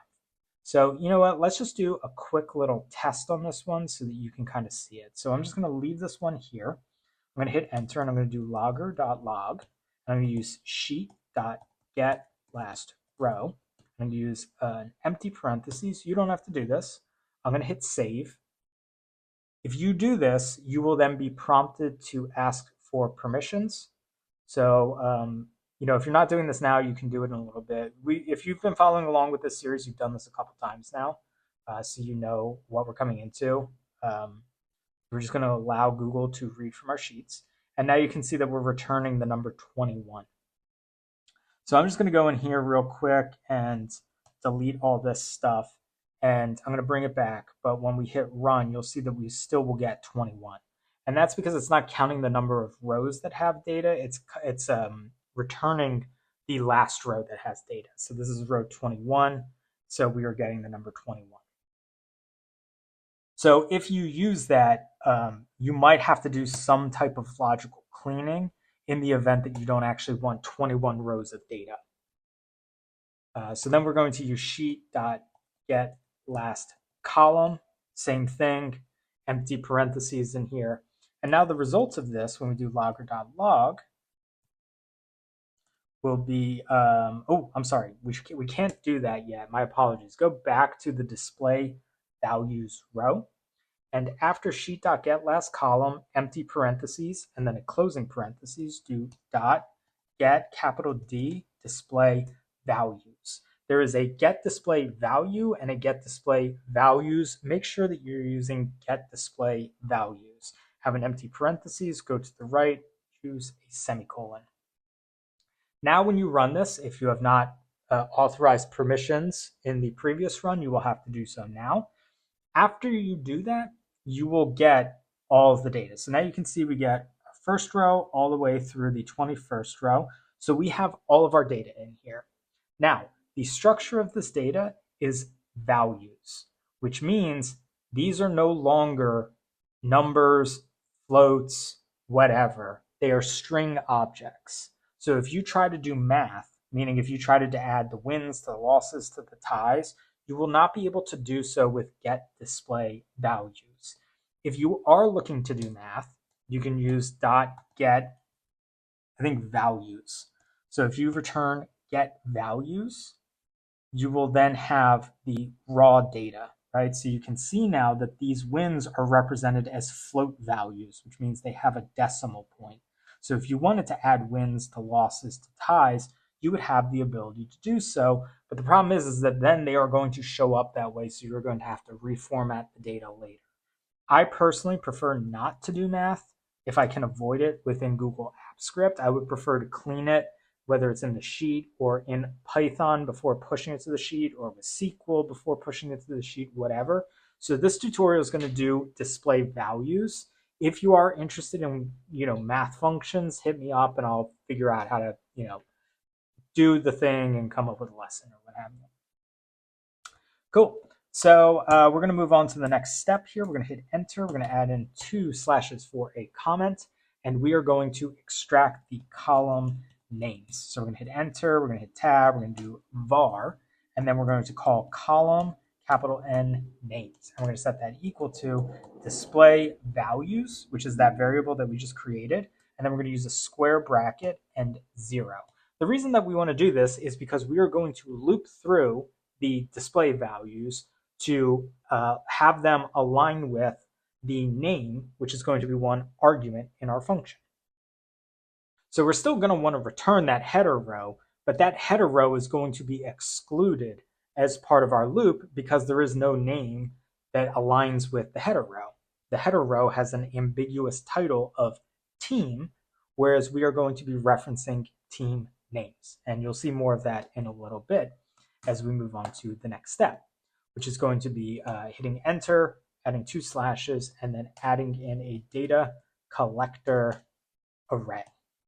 We're going to hit enter and tab, and we're going to declare a variable of data capital C collector, and we're going to set that equal to an empty array. So you can see we just have 2 square brackets with a semicolon. We are going to push values into the data collector array so that we can then use those values. I'm going to hit enter twice, left arrow twice, add 2 slashes for a comment, and we are going to,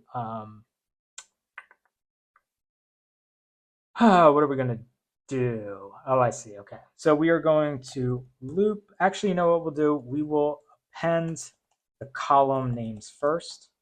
So we are going to hit enter, hit tab, and then we're going to reference data collector, and then we're going to use dot append, or sorry, dot push, and we'll use an empty parentheses, and then we're going to pass those column names in there. And then I'm going to log this out real quick just so you can see what output will be.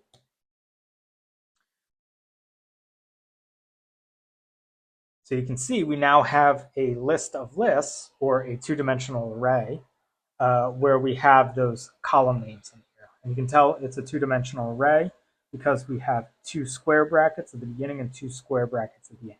So the first square brackets represent the list of lists, and the second square bracket represents the list. So this is a two-dimensional array with one array in it. So now what we're going to do is we're going to hit enter, 2 slashes for a comment, and we are going to loop through the data to see if the name matches the input. So the input will be a variable that is passed to this function. So what we're going to do is we are going to take one of the names. So I'm going to select the Philadelphia Eagles. So I'm going to copy it, and I'm going to paste it into that name variable. Again, this is just a development variable so that we can leverage variable names while we are developing our logic. So we're going to hit enter, we're going to hit tab, and we're going to use a for loop. I'm going to have an empty parentheses, and we're going to construct a variable. I'm going to use I, and I'm going to say for I in display values, which is this variable on line 11. We're going to go to the right of the parentheses. We're going to hit space. We're going to add curly brackets. We're going to hit enter. We're going to add a conditional to evaluate the input name. We hit enter. We're going to hit tab, and we are going to use an if statement with an open parentheses. And we're going to say if display values square bracket I, and then we're going to go to the right and we're going to add another square bracket, and we're going to use the number 1. The reason that we're doing that is because we are referencing the list and the second point in the list. So the way that our display values is formatted, I'm going to comment this out so that you can see it, because I think it's a little ambiguous to speak about the way that I'm speaking about it. So I'm going to use logger.log display values up top here. I'm going to run this function again. So what we're getting in here is a two-dimensional array or a list of lists. So as I said, these square brackets denote that it's a two-dimensional array. The reason for that is because the first dimension is the list number that you want to access. So arrays are 0 indexed, which means the first value is represented by a 0, right? So instead of being 1, 2, 3, which would be a 1 index, we are using a 0 index where the values begin at 0, 1, 2. So in this case, we have multiple lists. So every time that you see square bracket pairs like this, that's a list. Square brackets like that, that's a list. Square brackets like this, that's a list. So thus far, I have denoted 3 lists. The index of those lists are 0, 1, and 2 because arrays are structured in a 0 index. So if you wanted to reference a two-dimensional array or access a point within a two-dimensional array, your first dimension that you need to denote is the list. And the way that you denote that is by using a square bracket. So when we're using display values square bracket I is a variable value because we are using the for loop mechanism to loop through all of the lists in the display values two-dimensional array or list of lists. So when you're using I like this, you're going 0, 1, 2, 3, 4, all the way through all of the display values. So when we have a conditional like this and we're using display values variable I, we are allowing ourselves to loop through all those lists. If we want to access a specific point within the list, we can use a second square bracket to denote the access point. So when you look at the layout of our data, we'll start here. The first index is year. The second index is team. So when we want to use the name in order to have a conditional statement to say if this, then that, and we decide that it is the name, we are going to want to access the second point within the list. So given that the list is 0 index, year is 0, team is 1. So when we say if display values variable list array point 1 is equal to name, we are saying if the display values name column matches the name input, we want you to do something. So that's what's happening here. I hope that was easy to follow along with and that it wasn't too abstract. But now that we have this logic here that says if display values index variable array point 1 is equal to name, we're going to hit space after that parentheses. We're going to add curly bracket pairs. And we are going to push the list into the data collector. So we're going to hit enter and tab, and then we are going to say data collector dot push, and then we are going to push in display values square bracket I because we want all of the display values. And now the result of this, we're going to use some logging here. So we'll say / logging or return. That way we give ourselves some space. We're going to use a tab and we're going to say logger.log, and then we are going to log out that data collector variable. So because we have the name Philadelphia Eagles, what should happen is we're going to have some logging that shows us all of the display values, and then another set of logging that will show us the data collector. So we're going to run this, and we should only see Philadelphia data in the second log, and that is exactly what we got, right? So you can see when we collected the display values here for line 12, we got everybody. So you can see we have New York Giants, we have Dallas Cowboys, we have the Washington team.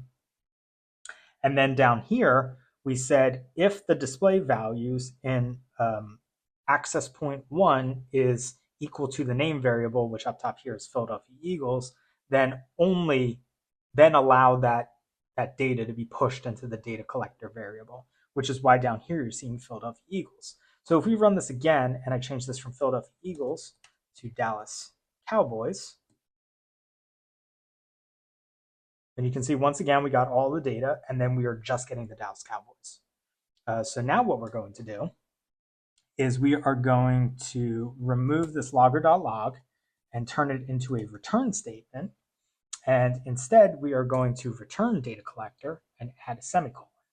Additionally, we are going to remove that logger. You can either comment it out or delete it. And we are going to comment out our development variables. So what we will do instead is we will pass name, comma, sheet underscore ID. So the exact same development variables are now being pushed into our function so that now we can use this function throughout our script, and it will allow us to dynamically reference name and sheet ID. So we're going to save this. Now, for those of you who don't have experience working with functions like this, if you try to run this data collector function in this window, you're going to get an error like this. And the reason for that is because name and sheet ID have not been defined. So name, sheet ID is now being passed in here as a string. And that's why you're getting read properties of null on line 11, because you're attempting to get that sheet ID and then extract data values from it. And there is no sheet ID in your Google Sheet that is called GID equal to sheet underscore ID. So you can no longer test data collector in the data collector file. You can now go to your code.gs, and we're going to go in here, and we are going to hit enter and say test our function, and we're going to hit tab, and we're going to hit space, and we are going to use logger.log, and we're going to use a parentheses, and we are going to use data collector with an open parentheses, and now we're going to pass a name. So I'm going to do Philadelphia space Eagles, and then I'm going to use a comma, and then I'm going to pass in sheet ID 0. I'm going to save it, and I am going to run my function. And now you can see I have extracted data about the Philadelphia Eagles. I could also go in here, and we'll spread it around a little bit. Let's do the Giants. So we'll do New York Giants, and we'll run it again. And now we're just extracting data about the Giants. We are going to learn how to extract distinct or unique names from a Google Sheet tab. So what we're going to do is work through a custom function that will return all the unique results that come from this column. So instead of getting multiple results with each name, we will get a single result so that we have a set of names that we can use in loops and other logic systems. So we're going to navigate to our Google Apps Script project, and we're going to go to the Files menu, and we're going to add a new script file. And we are going to call this func space 04 colon names. I'm going to hit enter. I'm going to remove the boilerplate code, and then I'm going to write out function, and then I'm going to call this function names. I'm going to have empty parentheses. I'm going to hit right arrow. I'm going to hit space, and then I'm going to open up a pair of curly brackets. I'm going to hit enter twice. I'm going to add 2 slashes for a comment, and then I'm going to say collect the data from the sheet. I'm going to hit enter and tab. I'm going to declare a variable called sheet, and I'm going to set that equal to get sheet by ID. And then I'm going to pass in a sheet ID of 0. I'm going to go to the right, and I'm going to add a semicolon. Now at this point in time, I just want to note that get sheet by ID is a custom function that we learned how to build in the last video. You can see in here that this logic is pretty straightforward. It leverages a for loop in order to identify what the correct name is using a sheet ID. So if you'd like to learn more about this method, I suggest you check out the previous video, or you can pause the video at this time and copy the code off the screen.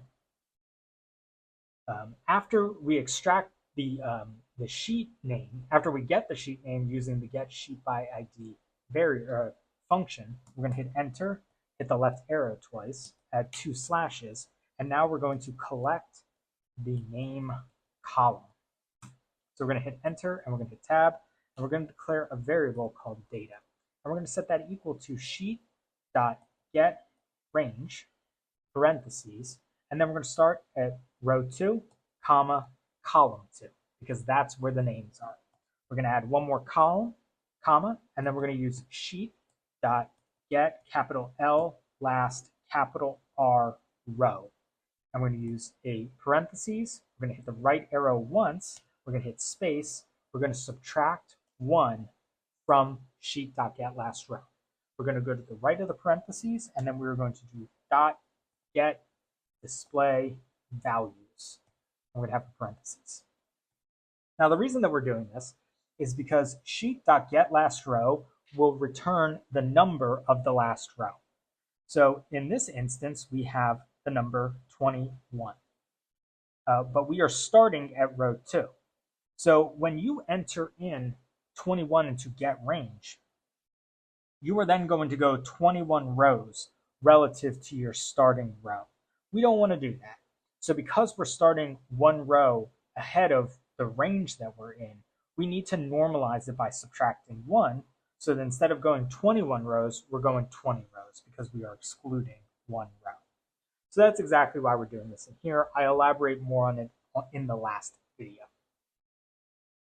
We're going to hit enter twice. We're going to hit the left arrow twice. We're going to add 2 slashes, and now we are going to flatten the names. We're going to hit enter, we're going to hit tab, and we're going to declare a variable called flat capital N names. And we're going to set this equal to data, which is the variable that we just declared up here, dot flat. And we're going to use open parentheses. We're going to go to the right, and we're going to use a semicolon. So I'm going to add in some logging now just so that you can kind of see what's going on here. So we're going to do logger.log, we're going to do data, we're going to hit enter, and we're going to do logger.log, and we're going to do flat capital N names. And we are going to hit save. If this is the first time that you're doing this, you might have to provide permission to your Google Sheets credentials in order to read and write and all that type of stuff. But if you've been working along with this tutorial series, then you're going to be able to run this and you're going to start getting results. So what you can see here is when we do get the display values as part of the data variable, we are getting a two-dimensional array, which means we have a list with lists in it. So this value is considered a list. This value is considered a list, so on and so forth. So when we use data.flat, it then removes those lists, it flattens it out. So this goes from being a two-dimensional array into being a one-dimensional array. So this just allows us to now work with that data easier because we are not working with individual lists within a larger list. We are now working with a single list where we can evaluate all of the values that are in there. And I just wanted to note again with this data, the reason that we started at row 2 is because we don't want the header value to be included in our distinct values because we are not doing anything with the headers short of using them as reference points in data visualization and organization and the such. So that's why we're starting at row 2. Cool. So we can comment out these logger statements. So we can do highlight it and then do, if you're on a Mac, you can do command/. If you're on Windows, it's probably control/. I apologize, I'm not on a Windows machine. So I'm going to comment out those. I'm going to hit enter, left arrow twice, 2 slashes, and now we are going to use new set with the spread syntax to create a new array of unique names. We're going to hit enter, we're going to hit tab. So now we're going to declare a variable called unique capital N names. And we're going to set that equal to square bracket, and then we're going to use an ellipses. So these 3 dots denote the spread syntax, which allows us to work with the flat names variable. We are then going to use the word new with a capital S set, and we are going to use an open parentheses that allows us to use flat names as a variable. We are going to log this out using logger.log, so we'll pass in unique names, and we will hit run. And now you can see that we have Philadelphia Eagles, Dallas Cowboys, New York Giants, and Washington Commanders, instead of when we had the flat names or the data at versions of it, where we had a two-dimensional array that then became a single list or a single array with duplicate values, and then using the spread syntax, which are these 3 dots here, and the new set. New set is how you denote unique arrays, and the spread syntax spreads it across the flat names array. You come up with a unique names variable, which we can now use in our return statement. So I am going to comment out those logger values. And I am going to hit enter here, hit left arrow twice, and create a return statement. Hit tab, return, unique names, add a semicolon, and save it.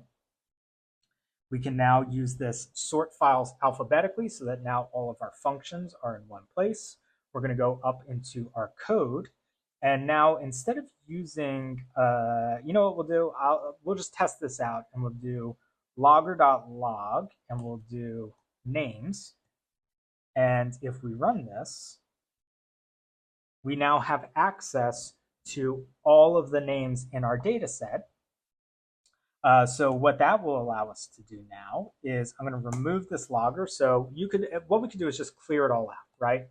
And we will declare a variable of team and set it equal to names. Go to the right, add a semicolon, hit enter, hit left arrow twice, double arrow, and now we're going to loop through the names. So we're going to hit enter, we're going to hit tab, and we're going to say for I in team. We're going to go to the right of our parentheses. We're going to hit space. We're going to add curly bracket pair. We're going to hit enter. And then we're going to add 2 slashes for a comment. And we're going to log out the data. We're going to hit tab. And we're going to do logger.log. And then we are going to use our data collector function. So we'll do data collector and we'll add a parentheses. And now you can see we have this name in here. So what we're going to try to do is we're going to try using I, and then we're going to use our sheet ID of 0. And the reason that we're using I is because when we do for I in team, and you know what, I'll log that out so we can see it. So I'll do logger.log, we'll just use I. What will happen is it's going to loop through that unique name of team. So if I open up my execution log, the first thing that it'll loop through should be the Eagles, then the Cowboys, then the Giants, then the Commanders. And I will then take on that result. And then we can pass it into our data collector, which will then return results about each team. So let's cross our fingers, hit run, and see if this works. And it didn't work because we can't just pass I. We have to do team square bracket, and then we put the I into a square bracket. My apologies for the error there. So we're going to do team square bracket I like that. We're going to hit save. We're going to run it. We're going to cross our fingers. And now you can see it's working as expected. So I'm going to increase my console log here. And you can see we're logging the Eagles first. And then we're getting all of the Eagles data. And then we're logging the Cowboys data, and then, or the Cowboys name, and we're logging their data, Giants and Commanders. Wonderful. We are going to be learning how to create an automated dynamic data table in Google Slides.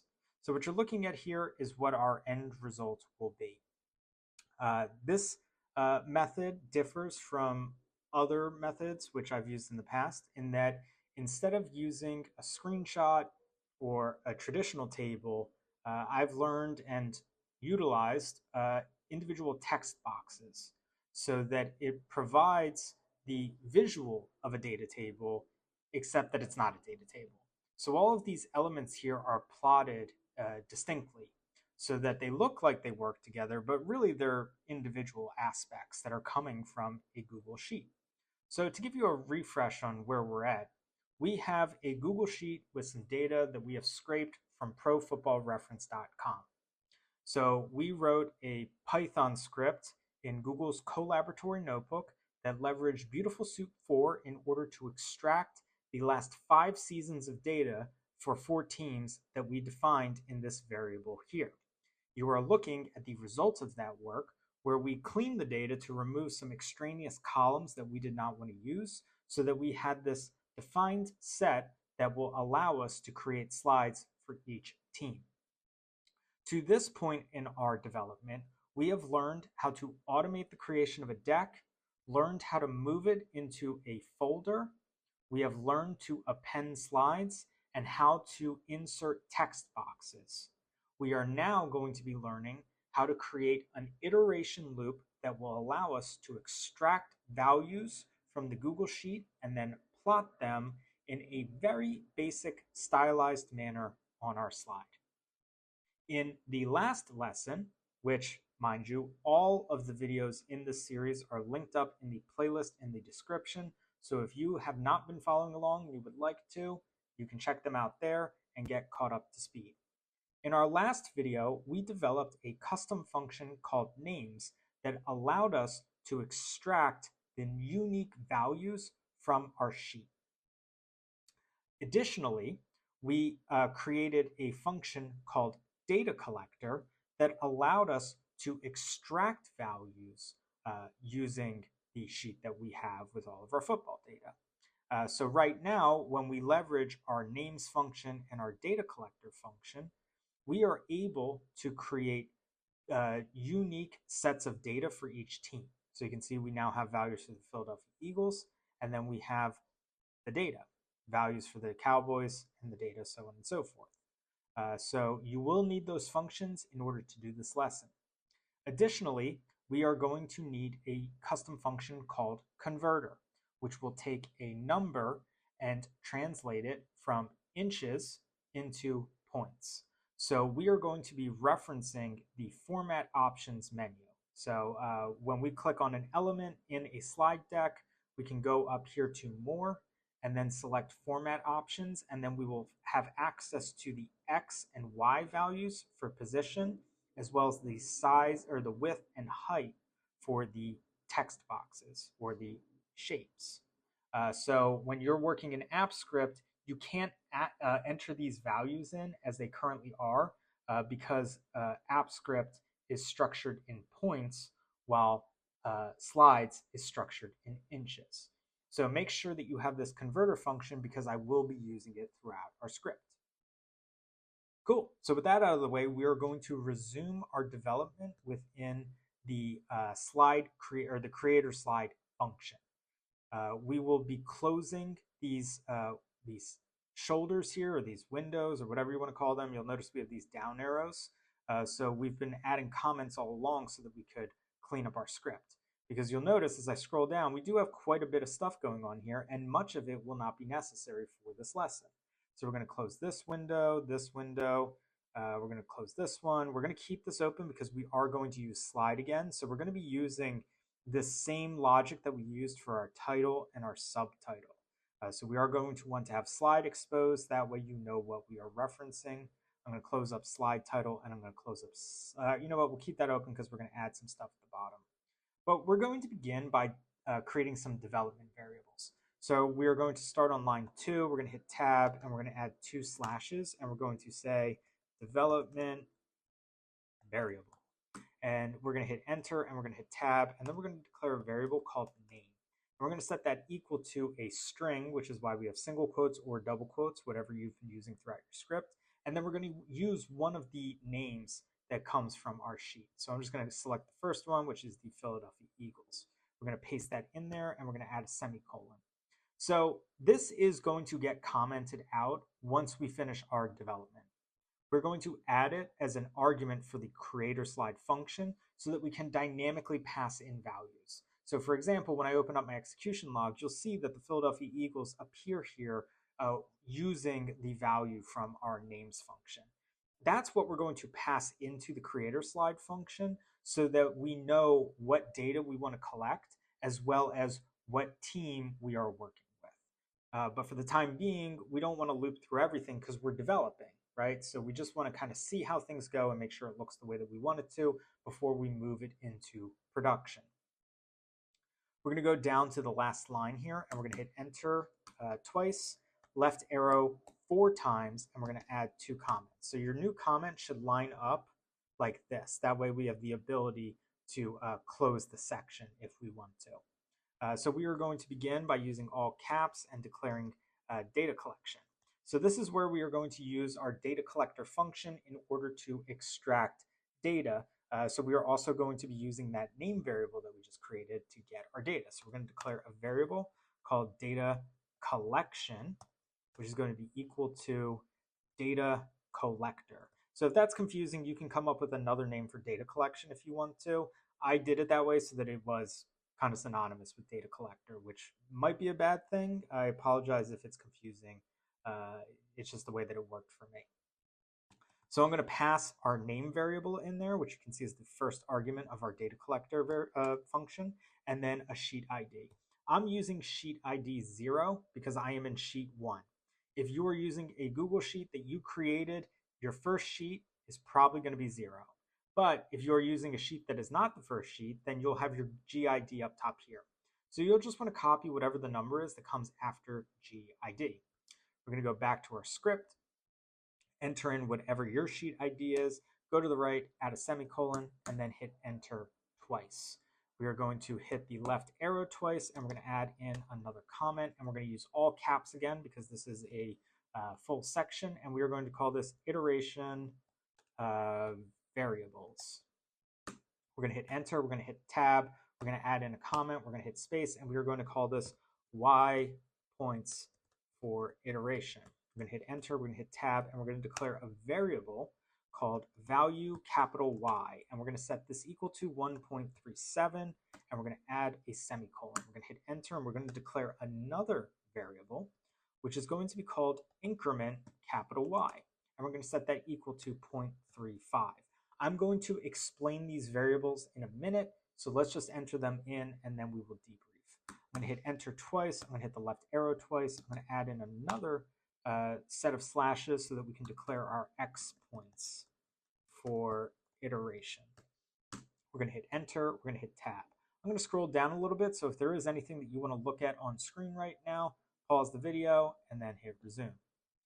I'm also going to close the subtitle head for now because I don't need it. So I'm going to declare a variable called value capital X, and I am going to set that equal to 0.04, add a semicolon. I'm going to hit enter. I'm going to declare a variable called increment capital X, and I'm going to set that equal to 1.44, and I'm going to add a semicolon.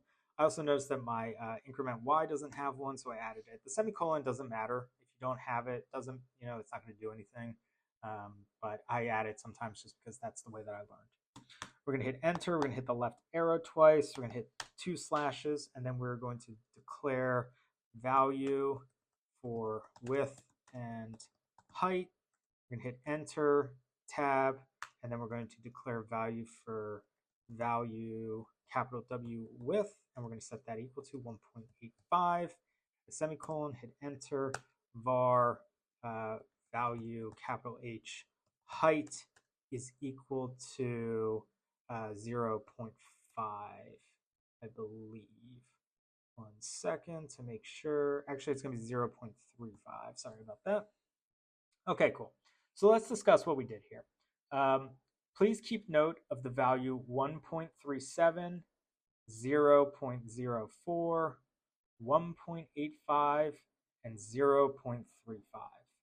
I'm going to go back to my template slide here. You'll notice that for this x coordinate, I have 0.04 and 1.37. So when I go back to my script, check out what we have. 0.4 for value x, 1.37 for value y. So what we're going to be doing is we're going to be using a for loop in order to plot each individual data point for each quote-unquote row and column. And the reason that we're calling this quote-unquote rows and columns is because they are no longer structured that way anymore, right? So when they appear in a spreadsheet like this, or when they appear on our slide like this, you and I would refer to these as rows and columns. But the data structure, if we open up our execution log, is no longer in a rows and columns format. They are now in two-dimensional arrays, which are also known as list of lists. And the reason that we know that these are two-dimensional arrays or list of lists is because of these square brackets here. So what's happening is this square bracket and this square bracket denote a list of lists. So each individual square bracket, like this and this, are individual lists. So we no longer have rows, we have lists. And within those lists, we have points. So we have year and team and W and L and T, which we have previously referred to as column A, B, C, D, and so on. But now they are in arrays or lists, which means that they are in a zero indexed environment. So this list is the first list, also known as the first array, which means that it is represented by a 0. This is the second list, which means that it is represented by a 1. The reason for that is because the arrays begin at 0. So when you're counting, you start 0, 1, 2 rather than 1, 2, 3. So in order to access each individual list and each individual point, we are going to have to loop through each instance and each access point. So we're going to have to access each list, and then we're going to have to go 0, 1, 2, 3, so on. Then we're going to have to go to list 1, aka list 2, and go 0, 1, 2, 3. So as we do that, we are going to want to collect the value and then plot the text box and dynamically set the text. That's how we're going to accomplish this. So you can see that our x value does not change in our quote unquote first column, right? So keep your eye on this x coordinate here. This is 0.04. This is 0.04. Same thing. You can see that that x coordinate does not change as I click through. Now keep your eye on the y coordinate. We're at 3.12, and then it becomes 2.77, and then it becomes 2.42, and then it becomes 2.07, and so on and so forth. The reason for that is because the y-axis is a vertical axis. So as we go further down, the y-coordinate needs to change. Now, please keep your eye on the x-coordinate again. Notice that once I start clicking across, the x-coordinate will change and the y does not. So currently, when we select year, we're on 0.04. When we click on team, we're at 1.48, 2.92, and so on. But you'll notice that that y is not changing even though the x is. So we need to come up with some type of logic system in order to plot these boxes so that we have a place to put each value in our two-dimensional array, aka our rows and columns. So that's what we've done in here. And these width and height values are what is telling the slide app what width and height to make the text box that we are going to write to. So this value can pretty much be whatever you want it to. The only consideration is that the width and the height might impact how much text you have. So you might end up, so for example, if I just kind of start typing in a bunch of stuff here, you'll notice that as more text is flowing in, that text is now filling, like spilling over, right? So just be mindful as you start plotting out how wide and high your text box needs to be is based upon how much text you're passing through. Cool. So with that out of the way, we are going to resume and we're going to hit enter, we're going to hit tab, and you know what? We are going to hit left arrow 4 times, I guess. But basically you just want to make sure that this lines up with your iteration variables. We're going to add double slash in here. I'm going to scroll down and we're going to hit space, and we are going to add in data. So we're going to hit enter, we're going to hit tab. So we are going to begin our loop. So we're going to loop through data collection, enter, tab. So we're going to use for with an open parentheses, and then we're going to use I in data collection. We're going to go to the right, we're going to hit space, we're going to add curly brackets, we're going to hit enter. We're going to add 2 more slashes because we're going to add in another comment. And we're going to say loop for horizontal values. So we're going to add in another loop. So we're going to do for parentheses j in data collection. And we are going to go to the right, and we're going to hit space, and we're going to add in another set of curly brackets, and we're going to hit enter. I'm going to add a little bit of space here so that my for loop is at the very top so that you can just focus on this, because this is going to get a little bit, there's just a lot of functions that we're calling or methods that we're calling here, so I just want to make it easy for you to see. So we're going to add in 2 slashes for a comment, and we're going to add a try catch for error correction. We're going to hit enter, we're going to hit tab, and we're going to do try, and we're going to have an open curly bracket. We're going to go to the right, we're going to hit enter, and then we're going to type catch, and we're going to add in another curly bracket. We're going to hit left, we're going to hit up, and then we're going to hit the left arrow, and we're going to go back inside of that try block, and we're going to hit enter. And now we're going to use a conditional if to identify the quote unquote first row. We're going to go to the right, we're going to hit enter, we're going to hit tab, and we're going to say if open parentheses I space double equal sign space 0. I'm going to go to the right of our parentheses, we're going to hit space, and we're going to use curly brackets again. We're going to hit enter. We are going to declare a variable called shape. Then we're going to set that equal to slide.insert shape, open parentheses, and then we're going to use capital S slides app dot shape type dot text underscore box. Now, all of that is case sensitive, so make sure that you have the correct capitalization for each of those values. We're going to use a comma, and now we're going to start entering in our X value, followed by our Y value, followed by our width, and followed by our height. So I'm going to scroll back up a little bit. So if there's anything you want to look at on the screen, pause it now to make sure all of your syntax aligns with mine, and then you can resume. So I'm going to scroll up now, and we're going to be using the iteration variables now, along with our converter function. So we're going to hit space, and we're going to use converter, and we're going to have open parentheses, and then we're going to pass in our value x. We're going to go to the right of the converter function. We're going to add in a comma. We're going to hit space, and we're going to use that converter function again. We're going to have an open parentheses, and we're going to pass in our value with a capital Y. We're going to go to the right. We're going to add a comma. We're going to use that converter function again, and we are going to use our value capital W width. We're going to hit the right arrow. We're going to add a comma. We're going to hit space, and we're going to use converter one last time, and we're going to pass in our value height. We're going to go to the right. We're going to add in a semicolon, and we're going to hit enter. Now we're going to declare another variable called text capital R range. We're going to use a space, hit equal sign, space, and we're going to reference that shape variable, and we're going to use dot get capital T text. We're going to have an open parentheses. We're going to go to the right. We're going to add a semicolon, and we're going to hit enter. Now we're going to start entering our text and stylizing it. So we're going to reference that text range variable. We're going to use a dot method.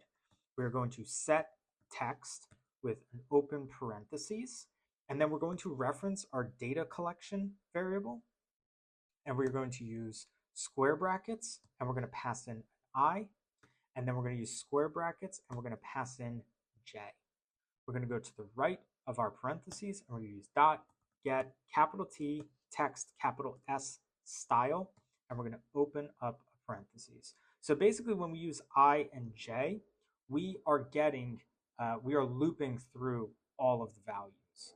Now, I'm also going to add in, I'm going to hit enter, and I'm going to do logger.log, and we're going to open up a parentheses, and we're going to do data collection. Now, it's very important that you use data collection because that is the variable that we're using and not data collector.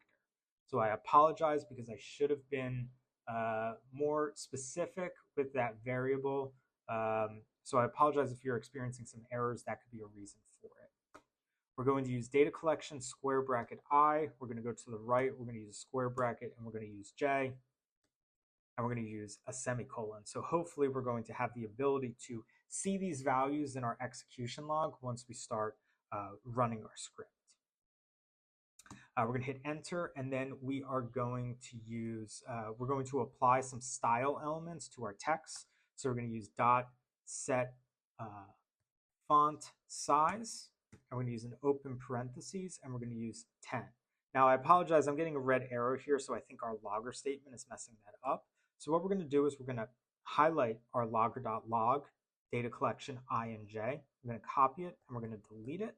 And we're going to remove that line in there so that now you can see that red set font size is gone. We're going to go to the text range line. So if you're following along, that's line 63. We're going to hit enter, and we're going to add that logger statement in there. That way it will log out, and then we can see it. So we might want to remove that at a later date. So let's actually go back. Let's hit enter, and let's say all caps logger statement, and we'll tab that in so that if we want to, we can remove it later. Cool. So in text range.set text style.get text style, we're going to dot set font size to 10, dot set capital F font family to open parentheses, single quote Arial. Go to the right, hit enter, dot set capital B bold. This is a Boolean method, so it is either true or false, so we're going to pass in true. I'm going to go to the right, we're going to add a semicolon, we're going to hit enter, And then we are going to use text range again, and we are going to do dot get paragraph style. We're going to open up a parentheses. We're going to hit dot, and then we are going to set paragraph alignment, and we are going to open up a parentheses, and we're going to use slides app dot paragraph alignment dot all caps center. So this is going to center our text. We're going to hit enter, and we are going to finish off by referencing our value x, and we're going to set that plus equal to our increment x variable. We're going to add a semicolon, and now we're done. So basically what this value x plus equal sign to increment x is doing is it's just adding the increment x to the value x. So every time that this runs and it gets to this line, it will add to that 0.04. So that's how we get it to increase by 1.44. So when I go back to my slide, you'll notice here we're at 0.04, and then we're at 1.48, and then we're at 2.92. The reason for that is because each time that x is being incremented by 1.448, and that's how we get the illusion of the values going across and creating a row and column type of feeling. Cool. So now with our try, we're going to add an else statement. So we're going to hit enter, and we're going to type in else, and we're going to add square brackets like that, and we're going to hit enter. And then we're just going to copy all of the text that we just entered in here, right? So we're going to copy everything all the way from var shape down to increment x. We're going to copy that, and we're going to put it into our else. And all we're going to do is highlight set bold, and we're going to comment that out. So you can either add 2 slashes at the beginning of it, or you can highlight it and then use command slash if you're on a Mac, and I think it's control slash if you're on Windows. My apologies, I don't use a Windows machine, so I don't know what that would be. Cool, so now we are going to go to the bottom of our else, and then we're gonna hit the down arrow, and now you can see we're in our try.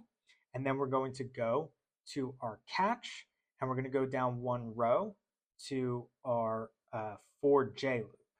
And we're going to hit enter, and now we are going to add in a comment, and we are going to say reset the x position, and we're going to hit enter. We're going to hit tab, and we're going to declare a variable of value capital X is set to 0.04, and we're going to add a semicolon, and then we're going to hit enter, and we're going to hit the left arrow twice, and we are going to shift the y position, and we are going to say value y is plus equal sign increment y.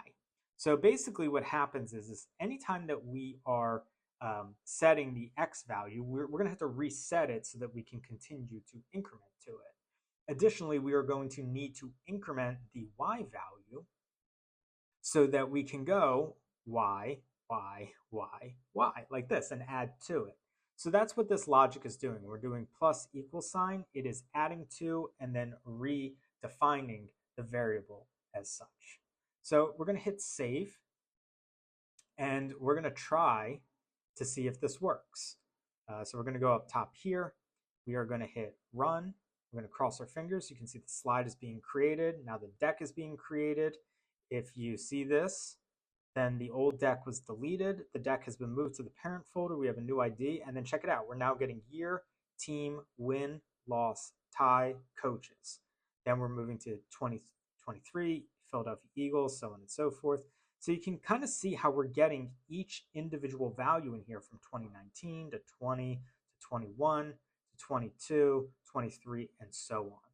So that's what was happening when we were using our in our for loop, when we were referencing I and J.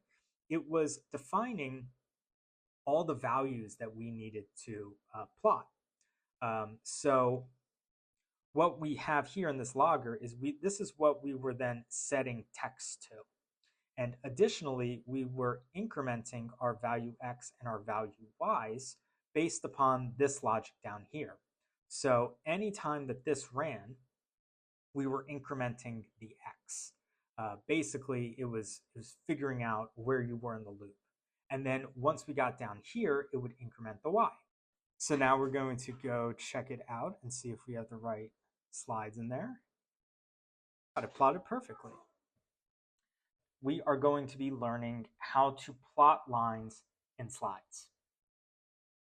So what we're going to do first is we are going to draw our line on the slide, and then we're going to learn how to translate it to AppScript.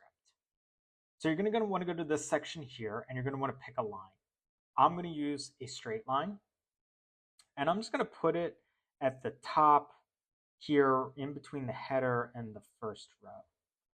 Cool. So it doesn't really matter. Basically, I just want you to plot a line so that we can learn how to work with it. So I'm going to select the line, so you want to see it highlighted like that. And then we're going to go up here into the Format Options menu.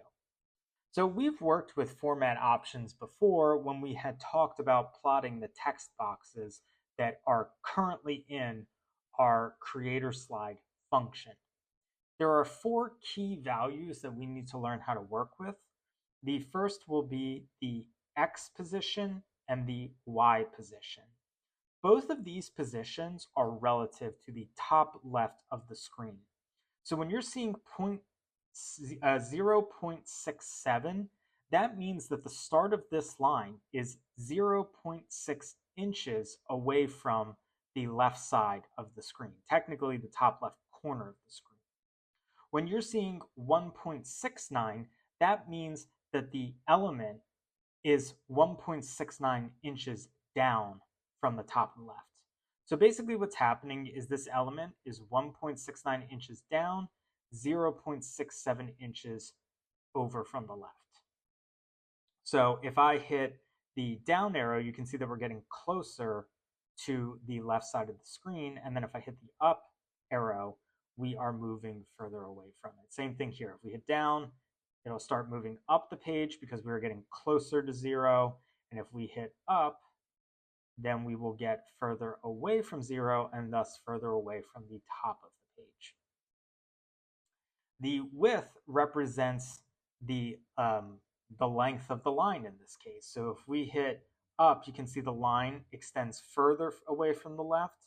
And if we hit down, it's moving closer to the left.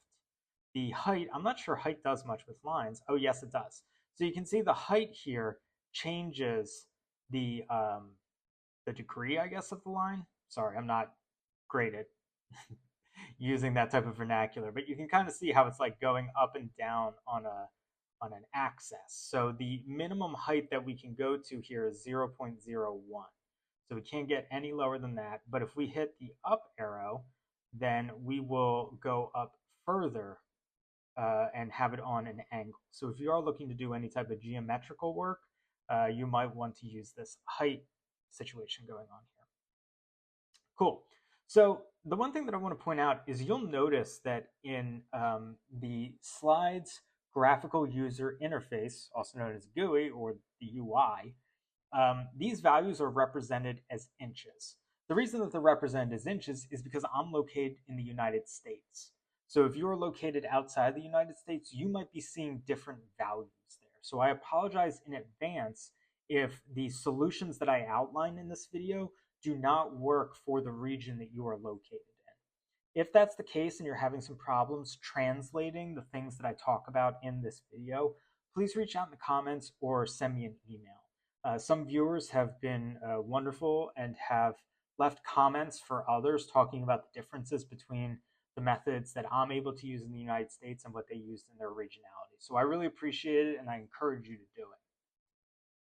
Now, in the United States, the GUI or the UI has values in inches. That is not the case in AppScript. AppScript is in points.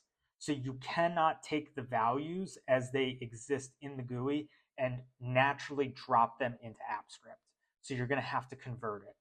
And the way that I recommend doing that is by creating a custom function called converter. So if you do not have this, if you haven't been following along with the videos, I would recommend pausing the screen now, go to the upper left-hand corner, add a file, and then add this as a function as you see it on screen. Basically, for those in the United States, at the very least, this will translate the values from the UI to AppScript so that when we use the converter function, we can just plot things in slides like we just did and then drop these values into AppScript and have them work. Cool. So with that out of the way, we're going to go back, if you're following along with the series, to the creator slide. If you're not, you can do this too. It doesn't matter.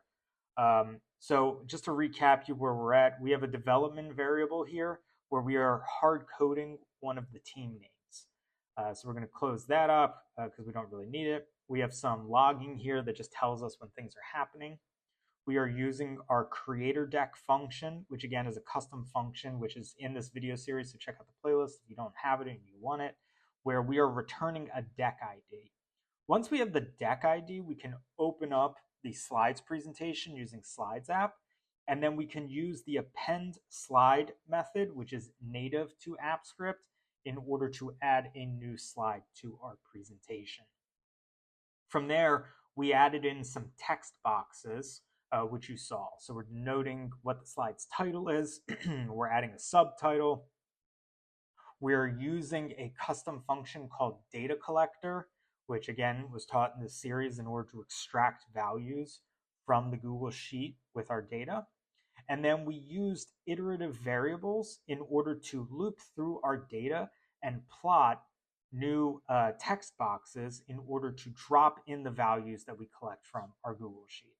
So that's basically what's happening in this data section here. And now we are looking to insert a line. So you can see I've added 2 slashes for a comment, and I've used all caps in order to denote that this is the section where we are entering a line, or we are inserting a line. So I'm going to hit tab. I'm going to add in 2 more slashes and say insert a line just so that I have something there. I'm going to hit enter and I'm going to hit tab. Now the reason that I add these comments in here is so that I can close these shelves like this, right? That way my development environment allows me to isolate things that I need. So something that I need is the slide variable, because we are going to want to access the slide. So we're going to say slide dot insert capital L line. We're going to open up a parentheses, and then we are going to use slides app dot capital line capital C category dot straight, because we entered in a straight line. We're going to add a comma, and then you can see that we have 4 values that we can input here. These 4 values are the X, Y, the width, and the height. So we're going to use our converter function so that we can convert the values from the UI into the values or into points, which is what AppScript is using. So I'm going to go back to slides, and I'm going to use this X value here. So I'm going to do 0.67. I'm going to paste it in. I'm going to go to the right. I'm going to add a comma. I'm going to hit space. I'm going to add another converter function. I'm going to go back to my slide. It's 1.69. I'm going to copy it.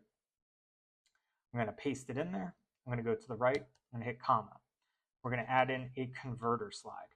Now, I just want you to know I'm going to do something incorrect so that you can observe the unique thing about inserting lines. So we're going to go back to our slide deck, and we're going to select the width from the GUI. This is not the correct way to approach it. We're going to enter that value in. We're going to go to the right, and then we're going to add converter, and we're going to use open parentheses, and we're going to go back, and you can see our height is 0.01, so we'll do 0.01. We're going to hit save. Now, this is not going to work. I just want you to know that. I'm going to hit run.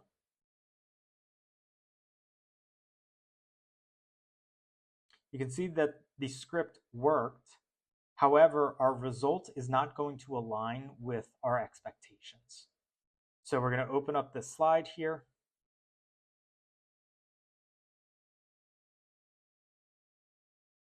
And you can see that our line is not actually, it's a straight line, but you can see that its axis is up and to the right.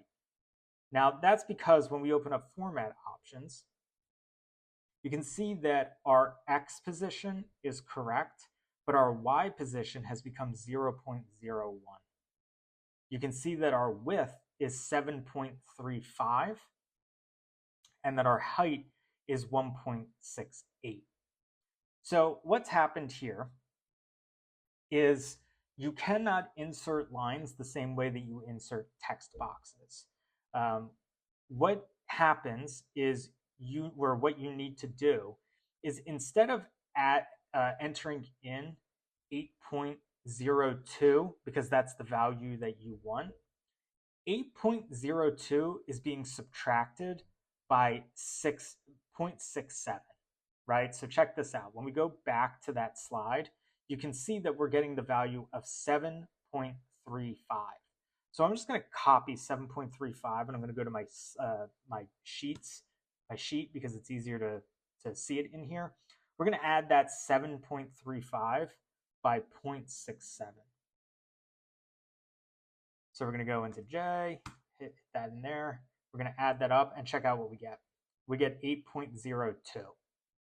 And then when we go back and we look at our height, check out, we have 1.68 and y is 0.01. We have 1.69 and 0.01, right? So what is 1.69 minus 0.01? You guessed it, 1.68. So the correct way to enter values in order to insert lines within AppScript is to use the slide.insertLine method using the slides app line category.straight. And then you need to enter in your X value, your desired Y value. You need to add your X value to your intended width. So in this case, instead of entering in 8.02, because we want 8.02, we need to add 0.67 to 8.02, which is easy math. So we'll add in 0.69. I hope that's right. I'm not great at math. And then over here, because we want 0.01, instead of entering that in like that, we're going to add in 1.70. So what will happen is 8.69 will be subtracted by 0.67. 1.70 will be subtracted by 1.69. And then when we go back, hit run,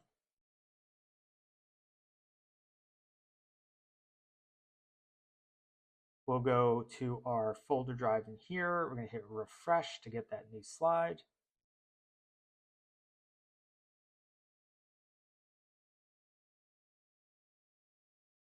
And check it out. Now we have a straight line. And when we select it, my computer's being a little bit slow. We open up the format options and we open up our position and our rotation. You can see that we have 0.67 as our X, 1.69 as our Y, 8.02 as our width, and 0.01 as our height. So to recap, if you want to insert a line, my recommendation is to plot it within a slide template so that you can see what your X value is, what your Y value is, what your width value is, what your height is. You'll want to create a converter function or something like it so that you can take the values that exist in your GUI and translate them into points. You're going to use the .insertLine method. You'll denote what type of line you have using the slides app.line category method. And then you are going to plot your X value and your Y value.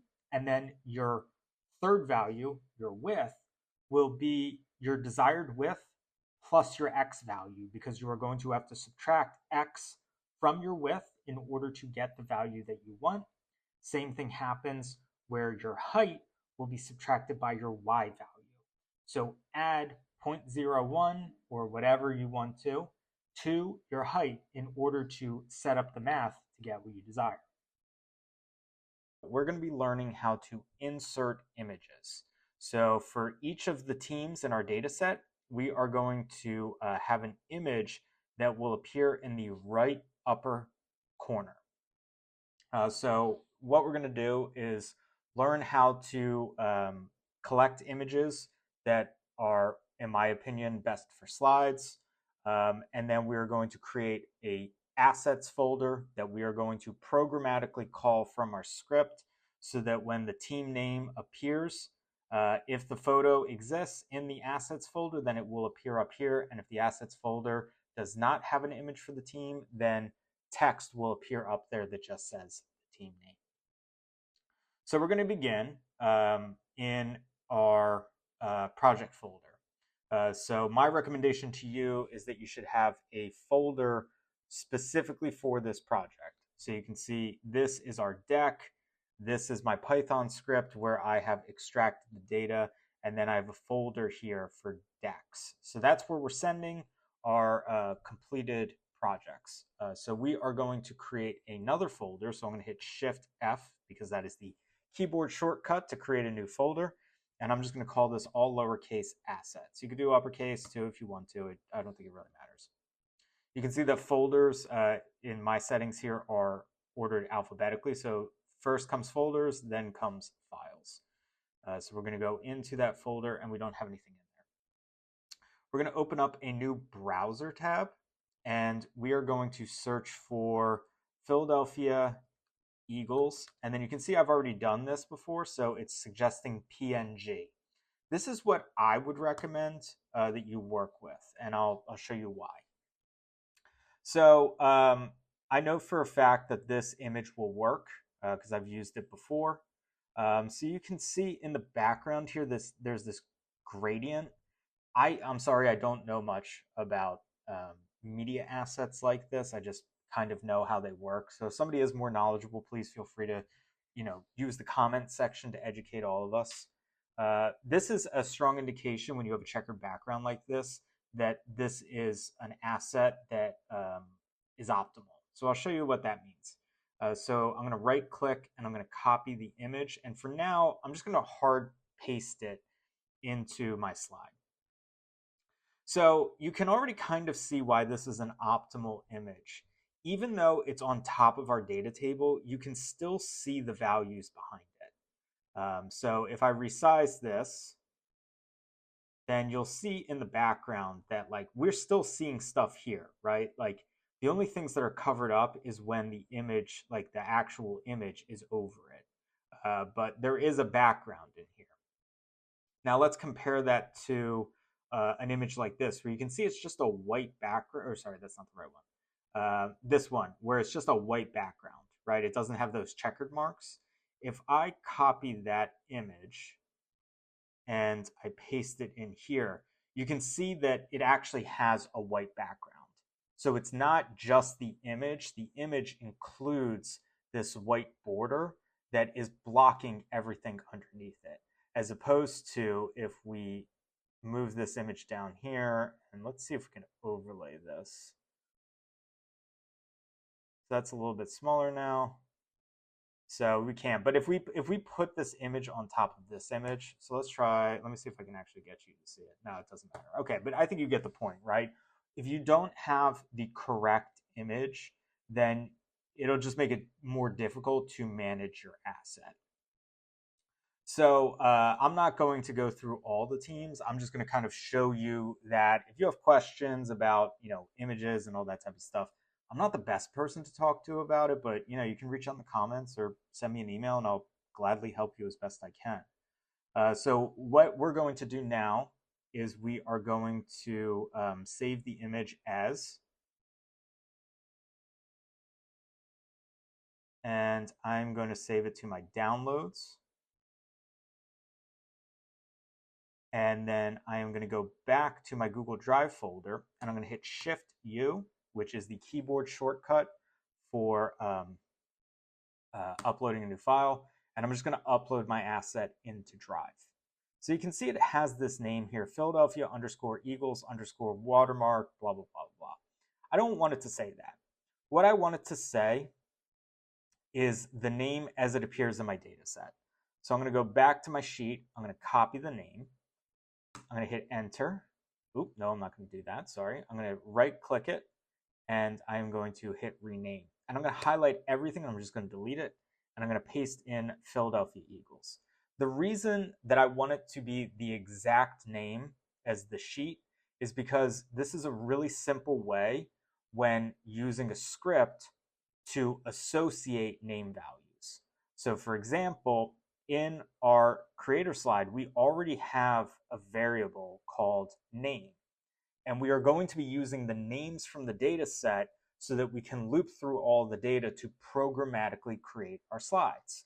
So if we want to programmatically insert images that are associated with the name, we need the name to have the same values. Or we need to come up with a dictionary where we associate related names. It's a lot of work.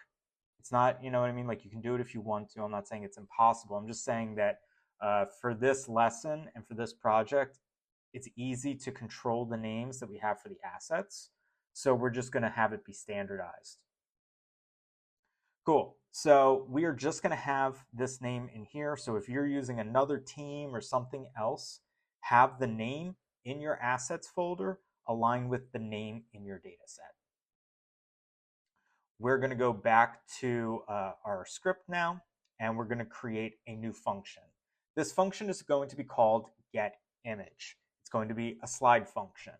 So we are going to go to the upper left-hand corner, and we're going to select this plus symbol that says add a file. We're going to add a new script file. We're going to call it slide space func space 03 colon space get capital I image. Now, the naming of your file doesn't matter, but for the sake of being able to see what function exists in which file, we're going to use the actual name of the function so that bug correcting will become easier. I'm going to remove the boilerplate. You don't have to. We're going to begin by typing out the word function and then hitting space. We're going to use get in all lowercase, and then we're going to use a capital I image. We're going to have an open parentheses. We're going to go to the right, we're going to hit space, and then we're going to open up a set of curly brackets. We're going to hit enter twice. We're going to add 2 slashes for a comment, and then we're going to hit space. We're going to call this assets folder. We're going to hit enter, we're going to hit tab. We're going to declare a variable called image capital F folder. We're going to hit space, hit enter, hit space, and then we're going to leverage drive app. Drive app is case sensitive, so it needs to be a capital D, capital A. We're going to use a dot. We're going to say get folder capital B by capital ID. Again, app script is case sensitive, so if you're getting an error with any of this stuff, make sure that your case aligns with the expected syntax. We're going to open up a parentheses, and we are going to pass our image folder. So instead of hard coding it, which you can do, I'm going to declare a variable. So I'm going to go back to my, you know what, let's just hard code it, and if we need a variable, a global variable, then we'll add it back in. So we're going to go back to our Google Drive folder, and we're going to go up into the URL, and you'll see this value here after folders slash is your folder ID. So highlight that, copy it, and then we're going to go back to our app script, and we're going to make sure you have single quotes or double quotes. It doesn't matter which, just make sure you're consistent with whatever you've been using in your project. My preference is to start with single quotes for ID values. So we're going to paste our ID in there. We're going to go to the right, and we're going to add a semicolon. Now make sure this is the ID from your folder and not the one that I entered in there, because you're not going to have access to it. We're going to hit enter twice, left arrow twice. We're going to add 2 slashes for a comment, and we're going to call this collect files. We're going to hit enter, and we're going to hit tab. We're going to declare a variable that is named files, plural. That means there's an S there.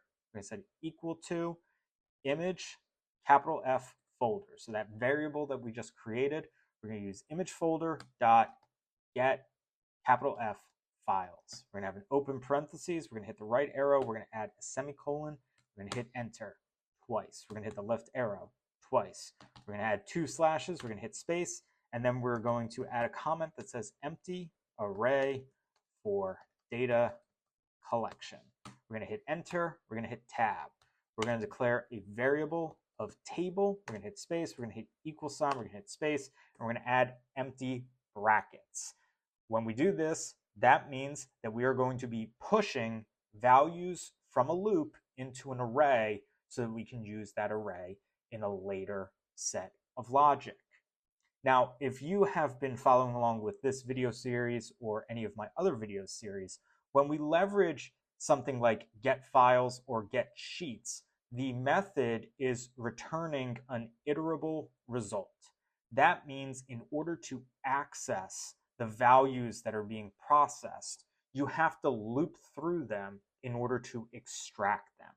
So what we're going to do is after our empty table array, we're going to hit enter twice, we're going to hit the left arrow twice, and we're going to add a comment, and we're going to say loop through the files variable. We're going to hit enter once, tab once, and instead of using a for loop, we are going to use a while loop. And we're going to say while files dot has capital N next, open parentheses. Hit the right arrow once, right arrow twice. Hit space, open up a set of curly brackets, hit enter once. We're going to add a comment, and we're going to say file variable, enter tab, and we're going to declare a variable called file. We're going to hit space, we're going to hit enter, we're going to hit space. We're going to reference files, and then we're going to use dot, and then we're going to have a lowercase next with an open parentheses. We're going to hit the right arrow, we're going to add a semicolon. We're going to hit enter once. We're going to add 2 slashes for file name, hit enter, hit tab, and declare a variable called file name with a capital N. So file, all lowercase, capital N, name. Hit space, hit equal, space. We're going to reference that file variable, and we're going to use dot get capital N name. It's going to be an open parentheses. We're going to hit the right arrow. We're going to add a semicolon. We're going to hit enter once. We're going to hit the left arrow twice. We're going to add 2 slashes for another comment, and we're going to say file ID. We're going to hit enter. We're going to hit tab, variable, or var, file, capital ID, and we're going to set that equal to file dot get capital I, lowercase d, open parentheses, right arrow, hit the semicolon. We're going to hit enter twice, and we're going to add 2 comments for create empty array for pairing. We're going to hit enter, we're going to hit tab, and we're going to declare a variable called collection. We're going to hit space, we're going to hit the equal sign, we're going to hit space, and we're going to add another set of square brackets. So what's going to happen here is when we go through these files, we want to extract 2 primary values, the file name and the file ID. The reason that we want the file name is because we want to know what team the asset belongs to. So in our data set, which I'm going to go back to my sheet, so if you want to look at my code, pause the video and do what you need to do and then hit resume. Within the sheet, we have a collection of data across various teams, right? So we have some stuff for the Eagles, we have some stuff for the Giants, and so on and so forth. So when we're creating a slide for the Eagles, we need to have a name that will allow us to associate these data values with the asset in the folder. So by collecting the name of the asset using file.getName, we then have something that we can match the data to. So when we pass that Philadelphia Eagles variable into the getImage function, we can return the Philadelphia Eagles image. Additionally, we're going to need that ID because the program, the application, doesn't really care what the name is in terms of when it needs to access the ID that it's going to put into the slide, right? So the slide is not going to put the file name in there. It's going to need the file ID. You probably could use the file name. I find the ID to be more stable because the name might change, but the ID will not. Case in point, with the Washington football team, we don't have to talk about why or how or our thoughts on it, but their name has changed multiple times.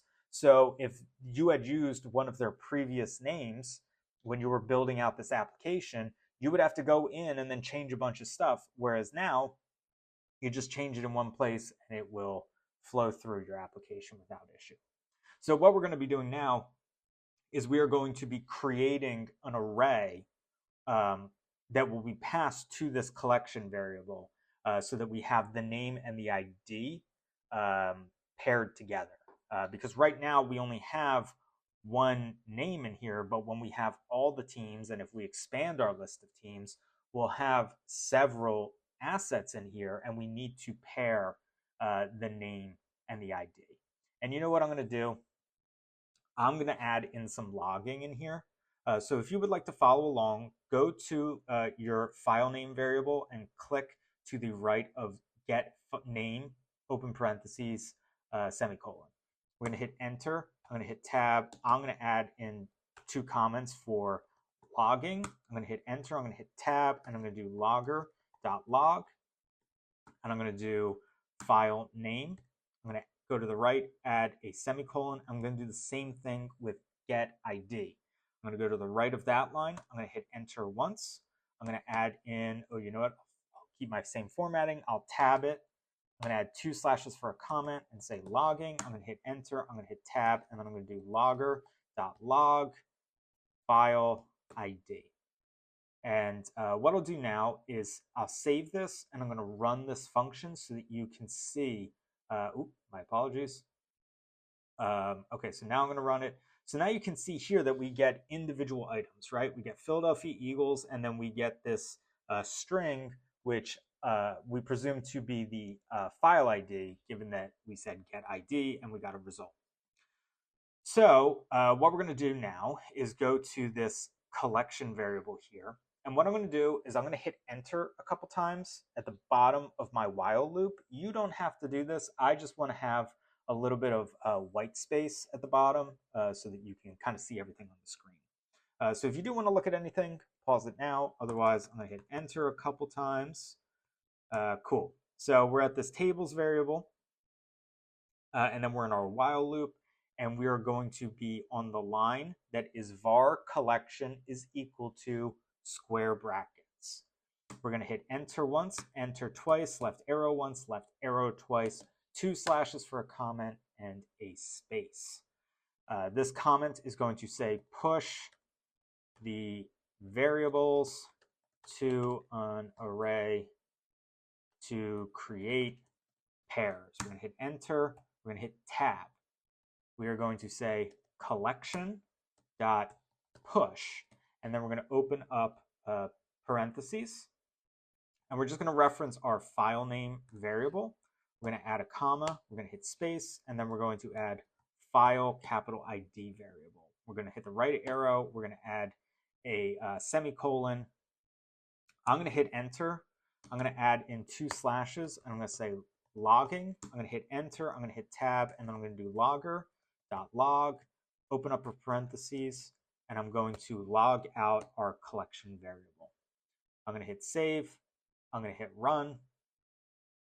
And now you can see instead of just getting the file name or the file ID, we now have an array or a list that has the name, comma, and the ID. This is an optimal way for us to reference this data because now we can run a loop and use conditional statements in order to evaluate the name to identify the variable that or the ID that we want to use. Excuse me. So we're going to go to the right of our logger.log collection. We're going to hit enter once, enter twice. We're going to hit the left arrow once, twice, 3 times, 4 times. We're going to add 2 slashes for a comment. And now we are going to push the collection array into the empty table array. We're going to hit enter, we're going to hit tab, and we are going to reference that table variable on line 10, and we're going to use the dot push method once again. And now we're going to reference collection. We're going to hit the right arrow. We're going to add a semicolon. We're going to hit the down arrow once, down arrow twice. We're going to hit tab once. We're going to hit enter once. We're going to add 2 slashes for a comment, and we're going to say logging. We're going to hit enter. We're going to hit tab, and we are going to say logger.log, and we will use table. We're going to go to the right, and we're going to add a semicolon, and now we are going to run our function once again. And now you can see the evolution of what we have done. So I'm gonna go back to the top of the function here. What we are doing is we are using drive app in order to get a folder by its ID. So that's the same as us going to my drive and then clicking through all of our folders until we get to this place where it says assets, and we have this Philadelphia Eagles PNG file. We are then using that image folder variable in order to get all of the files, right? So we've clicked on the folder and now we are accessing all the files. We've created an empty array so that when we use our while loop to loop through all those files, we are getting the name of the file and then we are getting the ID of the file. We created another empty array and then we pushed the file name and the file ID into the array so that they are comma separated values. That's what you're seeing on this third log here, right? You're getting a list that has comma separated values, or it's an array. So this is array point 1, which is 0 index. So if we wanted to get Philadelphia Eagles from collection, all we would have to do is call collection in square brackets and pass a 0. If we want to get the ID, we just say collection square brackets 1, and then we'll get this ID in here. Finally, we pushed the collection array into the table array. So now we have a two-dimensional array. This is important when we have more than one file in there or more than one image in there. So just so that you can kind of see how this is going to work, I'm going to use Shift-U. Oh, my apologies. I'm going to use Shift-U, and I am going to find, you can see this is where I have all of my YouTube thumbs.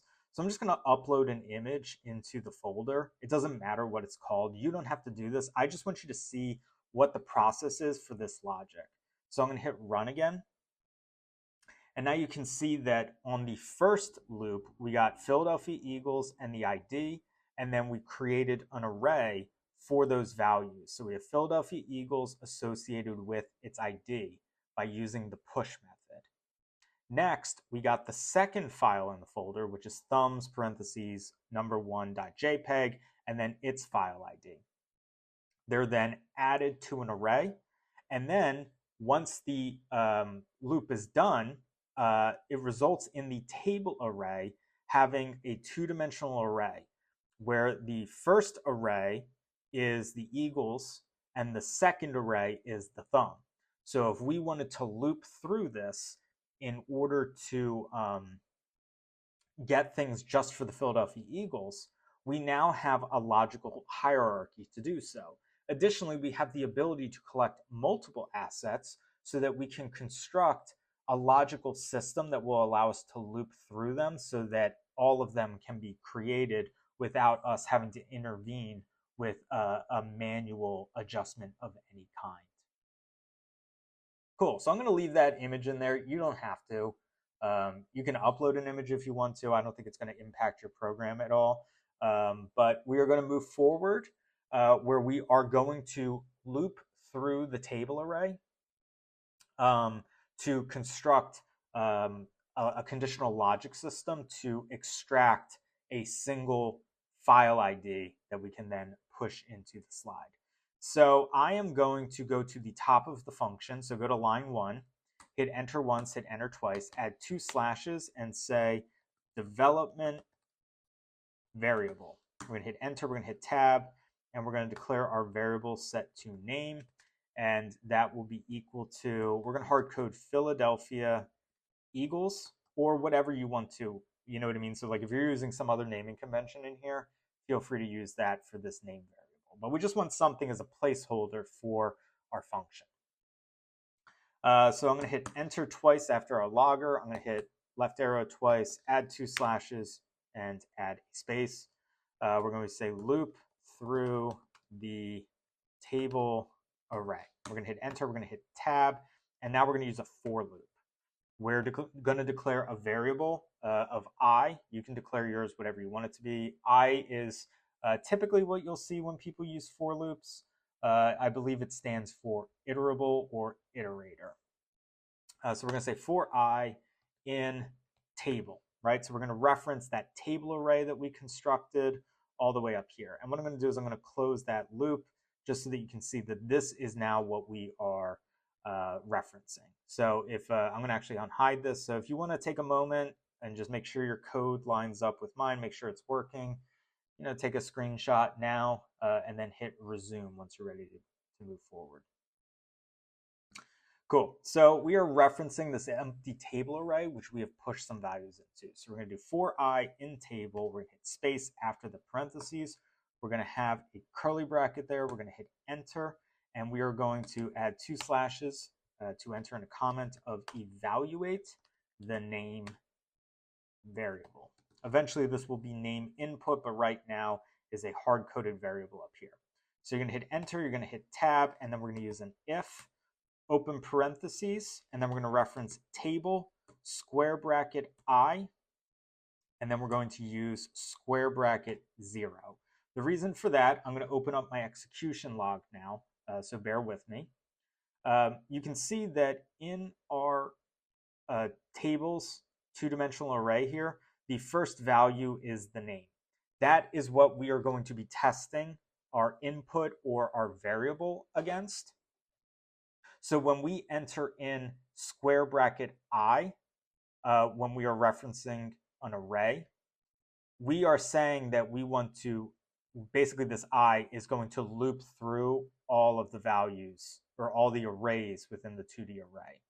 So when it goes here, this is technically 0, this whole array here, and this array is 1. That's because arrays are 0 index, so the first value is 0. When we have that second square with a 0 here, that's saying that it wants the first point in the array. So we are saying if the first value in each array is double equal signs, you need to have 2 equal signs here to evaluate, whereas 1 is to define. So we're using 2 equal signs, and then we're going to reference that name variable. We're going to hit the right arrow, we're going to hit space, we're going to add curly brackets, we're going to hit enter, we're going to add 2 slashes for a comment, and we're going to say if the name exists, then extract the associated ID. Hit enter, hit tab. We're going to declare a variable called ID. We're going to hit space, we're going to hit enter sign, we're going to hit space, and then we're going to say table square bracket I. We're going to go to the right, and we're going to add another square bracket, and this time we're going to use 1. So we use 0 in order to get the name, and then we're using 1 in order to get the ID. So let's say that our name was thumb space parentheses 1.jpg, then we would still want this ID over here. So that's why we're entering in 1 here, right? So this is evaluating the first thing. This is then defining the variable as the second thing. And if it doesn't exist, then it's not going to do anything. So we're going to hit the down arrow once, down arrow twice, and we hit enter twice, left arrow twice, 2 slashes for another comment. So this is going to be our conditional error management. We're almost done. Hit enter, hit tab, and we're going to use another if statement. We're going to have an open parentheses, and we're going to say ID space exclamation point equal to. So this is saying if ID is not, right? 2 equal signs means something is, exclamation point equal sign means is not. So if ID is not null, so that means if there is an ID, hit the right arrow, hit space, add a pair of curly brackets, hit enter, add 2 slashes for a comment, and say as long as the ID is not null, then an ID exists. Hit enter, hit tab, and we're going to declare a variable called result space equal sign space. And we're going to reference drive app again. We're going to say dot get file by ID, open up a parentheses, and then pass that ID variable that we just created from our for loop. Hit the right arrow, add a semicolon. Hit the down arrow once, hit the down arrow, my apologies, hit enter. So you want to be directly under the if like this. And now we're going to use else. Now, if your alignment isn't if your indentation does not align like this, then you might get a little bit of an error. So I just want to be hyper specific about that. Go to the right of the end of the curly bracket for your if. If you're following along, we're on line 56. If you're not, doesn't matter. Just make sure you're on this curly bracket with this curly bracket. And to make sure, you can click it like this, and you can see that that lights up to show that they are the same. Hit enter, and now you can see we are directly under the if. We're going to add else. We're going to hit space. We're going to add a curly bracket. We're going to hit enter. We're going to add 2 slashes for a comment, and we're going to say if the ID is null, then no image exists, and a null result is passed. So I'm going to hit enter. We're going to hit tab, and we're going to declare a variable of results space equal sign space, and then type the word null. So just to kind of reiterate what's going on here, if the ID is not null, meaning if there is an ID, then pass the ID to driveapp.getFileById. If the result is null, then we are declaring it as null. So go to the last line of your else here, hit enter, add, hit the left arrow twice, add 2 slashes for a comment, hit space, and then log the ID. So we're going to hit enter, we're going to hit tab, and we're going to do logger.log, open parentheses, result. We're going to go to the right, we're going to add a semicolon. So what I'm going to do is collapse some of this just so that I have stuff I want to look at. Cool. So I'm going to save this, and then I'm going to hit run. Now, because the Philadelphia Eagles exists in our folder, we should get a result. Although I don't know if that's the result that I actually want, because I want the file ID. Oh. The reason that I'm getting that is because it's the file name.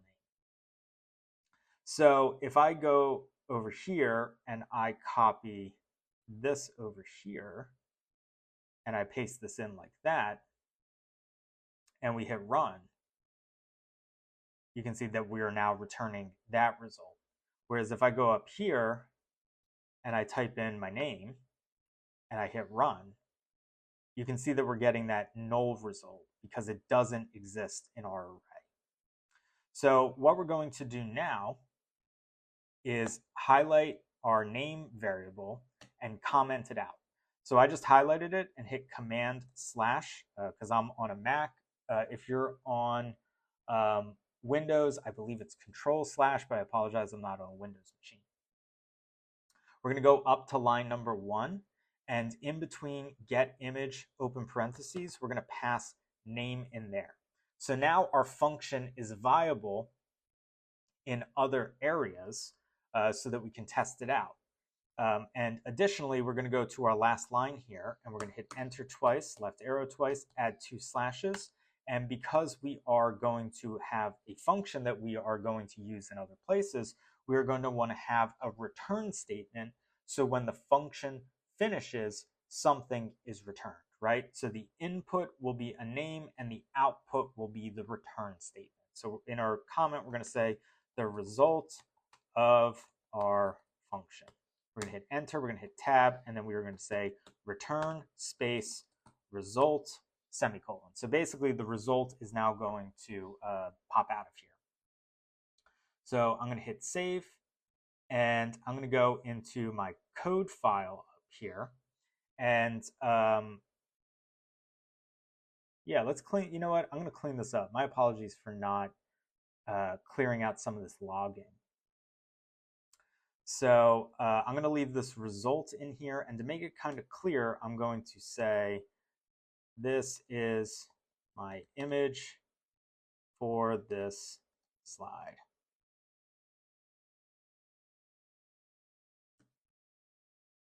I'm going to add a plus in there so that it shows up, and then I'm going to open up some of these windows, clear out that logging. Cool. So I think we're good now.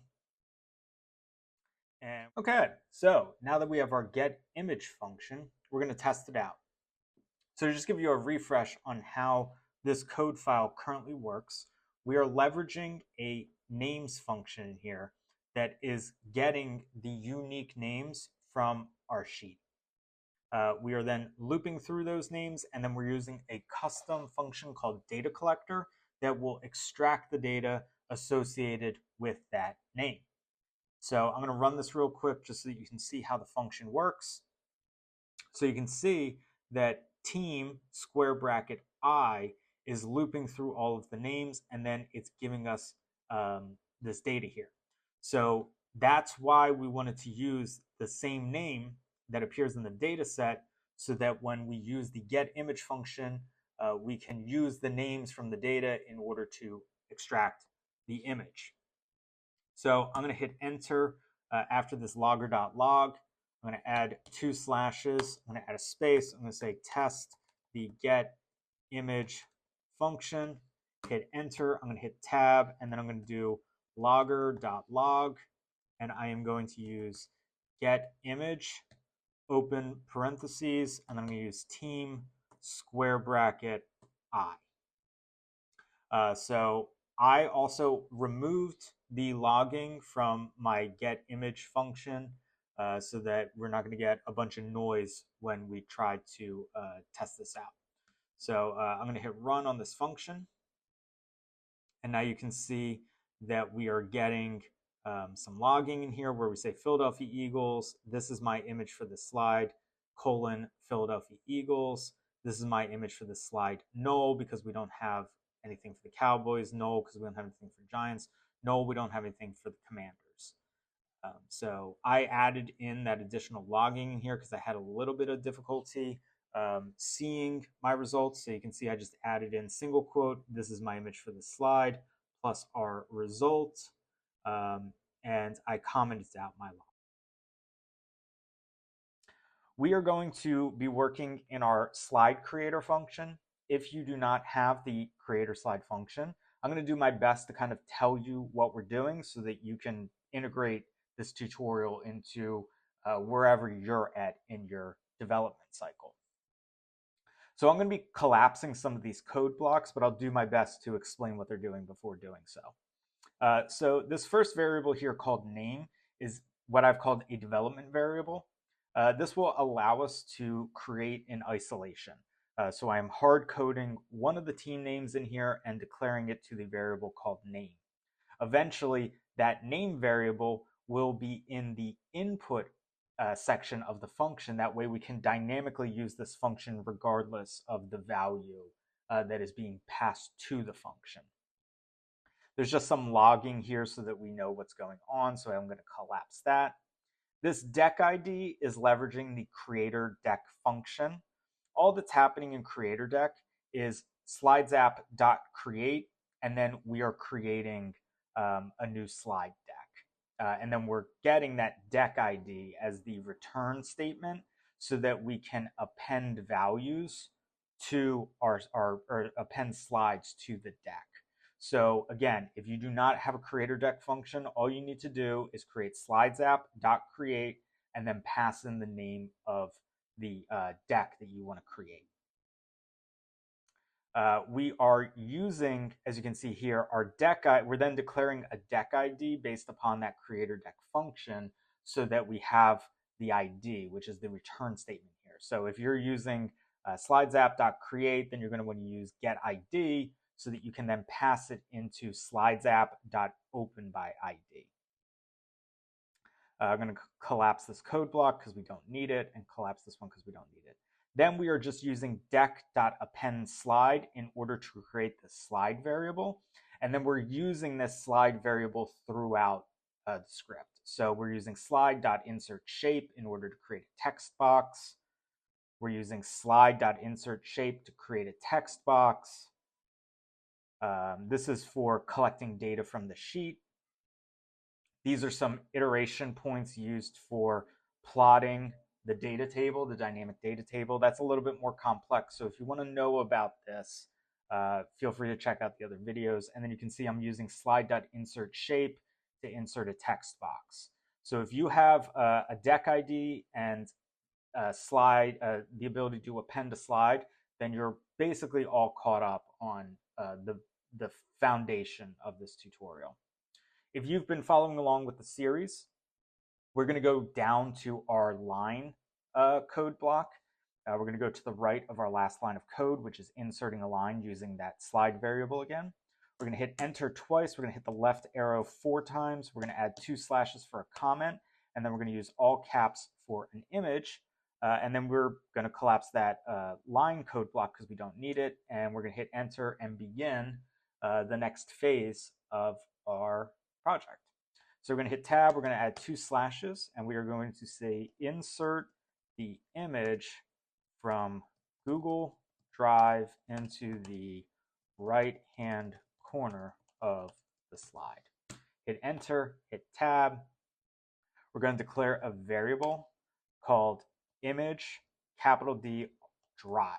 And we're going to set that equal to get image with an open parentheses, and then we're going to pass that name in here. So this get image function is what we built last time, which is the function that we started this video with. So basically we're using the name in order to evaluate if an asset exists in a Google Drive folder, and then we're going to extract the ID of that asset so that we can insert it into our slide. So this image drive variable is extracting an image as long as one exists. We're going to hit enter twice, left arrow twice, and we're going to add 2 slashes for a comment. And we are going to say error management to place the image. So we're going to hit enter, we're going to hit tab, and we're going to use a try catch block. So you're going to type try, and then you're going to open up curly brackets, and then we're going to go to the right, and we're going to hit enter, and then we're going to type in catch, and then we're going to add curly brackets. We're going to hit the up arrow, then the left arrow to make sure that we are in between the curly brackets associated with the try portion of the try catch. So it should say try, opening curly bracket, and then your cursor should be before a closing curly bracket. We're going to hit enter. Basically what try catch does is if there's an error, it will allow your code to continue. So in the event that you do not have an image in your assets folder, you will not have an error that ends your program. It will continue without extracting the image and without trying to place the image. So we're going to add 2 slashes for a comment, and we are going to use the image drive variable to insert the image. So we're going to hit enter, we're going to hit tab, and we're going to declare a variable called image. We're going to hit space, and we're going to hit equal sign, we're going to hit space, and then we're going to use that slide variable again, and we're going to use dot, and then we're going to say insert image. So you'll see insert is in all lowercase, capital I for image. This is case sensitive, so make sure that you have dot insert image with a capital I for image. We're going to open up a parentheses, and then we're going to pass that image drive variable that we just created that is using our get image function. We're going to go to the right of the parentheses. We're going to hit enter. We're going to hit left arrow twice. We're going to use 2 slashes. We're going to hit space, and then we are going to set the placement of the image. So we're going to hit enter, we're going to hit tab, we're going to reference the image variable that we just created, and we're going to use a dot. We're going to say set capital L left, and then we are going to use our converter function in order to place the variable or the values that we want to use in order to get this in the position that we want to. So we're going to use converter, open parentheses, and then I'm just going to use some hard-coded values for now. So I'm going to use 7.67. I'm going to go to the right, and I'm going to add a comma. Where am I going to add that comma? Oh, I apologize. No, I'm not going to do that. So after you insert 7.67, you're going to go to the right again, And after you're outside of the parentheses, you're going to hit dot set top, and then you're going to use a parentheses, and then we're going to use that converter function again. And then we are going to pass in the value 0.05. We're going to go to the right once, right twice, and we're going to use a dot. And then we are going to say set capital W width, open parentheses, and then we're going to use that converter function once again. We're going to have an open parentheses, and we're going to pass in 2.33. We're going to go to the right once, right twice, and do dot set capital H height. We're going to open up parentheses. We're going to use our converter function one last time, and we are going to enter in 0.79. And I think we should be good to go now. So basically what happened here is, and I'm going to clean this up a little bit. You don't have to do this if you don't want to. But in between image and the dot, I'm going to hit enter. You can see that we're setting the left parameter. I'm going to go between these two parentheses here and the dot before set top, and I'm going to hit enter. Then we're setting the top. We're going to go to the right of the two parentheses right before dot set width, and we're going to hit enter. And then we're going to go between the two parentheses and the dot set height, and we're going to hit enter. So basically in the past where we have just kind of, like for example, I'm going to open up this code block here. So if there is anything on screen that you're still referencing or you want to know, pause the video now. Otherwise, I'm going to click this open a little bit. You can see that when we do insert shape, we're inserting 1 value, 2 value, 3 value, 4. Same way that when we're using left, top, width, and height, there's 4 values here. Basically, that's what's happening here. We're setting the left, the top, the width, and the height. So we just kind of called it out more explicitly here. So basically, when you're setting an object in Google Slides, it's the left and top are relative to the top left corner of the slide, and the width and height are the size of the element that you're creating. So I'm going to hit save, and then I'm going to hit run just to make sure that this works. So you can see our slide is being created, our deck is being created. If you see this, in the old deck was deleted, the deck has been moved to the parent folder. You can see we're pulling in a bunch of data about the Philadelphia Eagles. You can see this is my image for the slide, Philadelphia Eagles. We go back, and here you can see that this is in the trash. That's great. That's exactly what we wanted. We're going to go back to our project directory, and I'm going to open up that decks folder. You can see we have a brand new slide deck in here. And check it out. We now have that Eagles logo in the upper right-hand corner.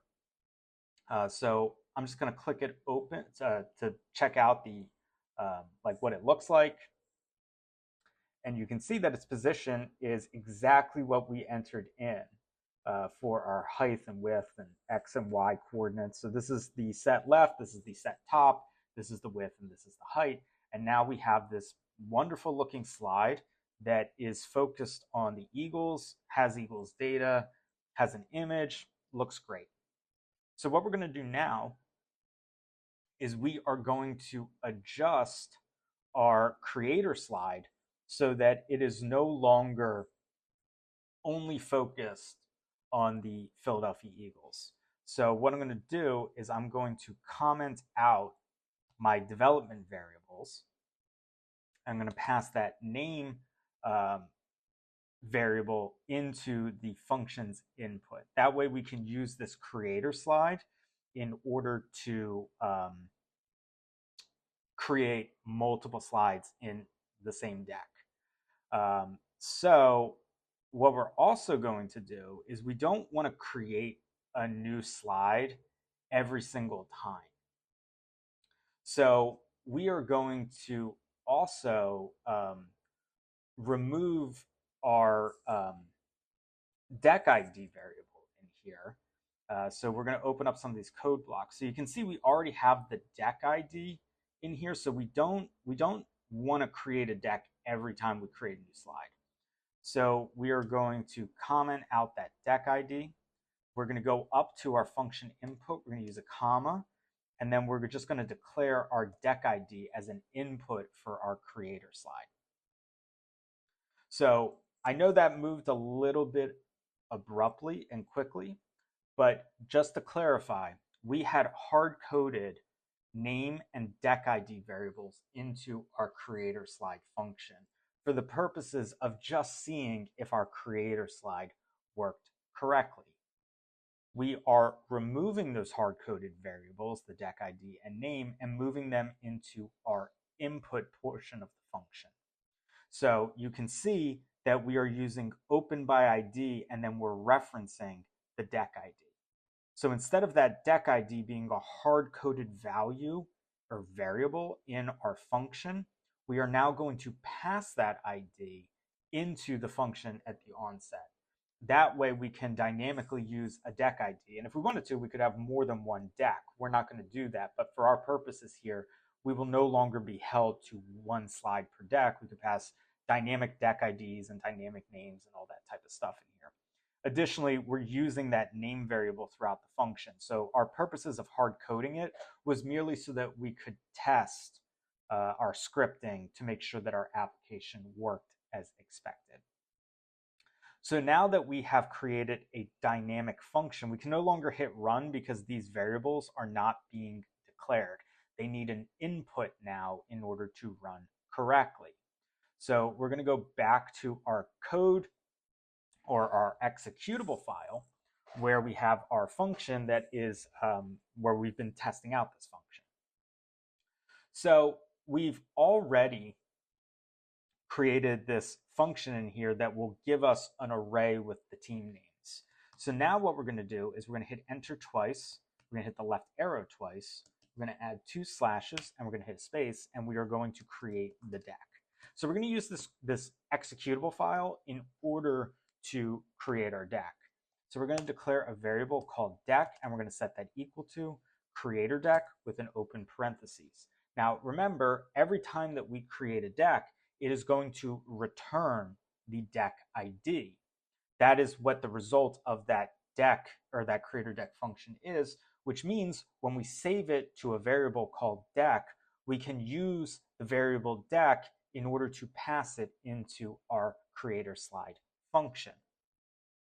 So what I'm going to do now is remove all this logging in here because we don't need it anymore. So just so that you know, when we do for I in team, we're referencing names, our names function, which is going to extract the unique names that exist in the team portion of our data set. So what we're going to do now is we are going to use 2 slashes in our for loop, and we are going to say create the slides by passing the unique names. So we're going to hit enter, we're going to hit tab, and we're going to use that creator slide function. We're going to open up parentheses, and we have 2 arguments. The first argument is the name. So what we're going to reference is team square bracket I. We're going to go to the right, we're going to add a comma, we're going to hit space, and then we're going to pass in deck. We're going to go to the right, we're going to add a semicolon. We're going to hit save, and what we're going to hope to see now is that when we run our function, we will have some logging feedback that will tell us that our deck is created and that we're creating new slides and that we're moving through all of the teams and creating slides for each team. So you can see we've created the Dallas Cowboys slide, now we've created the Giants slide, and now we should be creating the Commanders slide. And what we'll hopefully have is slides with images on them. So we're going to go back to our Drive folder. Let's see. Cool, so you can see we have this new timestamp over here, which is a good indication that we have a new slide. We are going to double click. Cool, so you can see we have our Eagles slide here with the Eagles image. We have our Cowboys slide.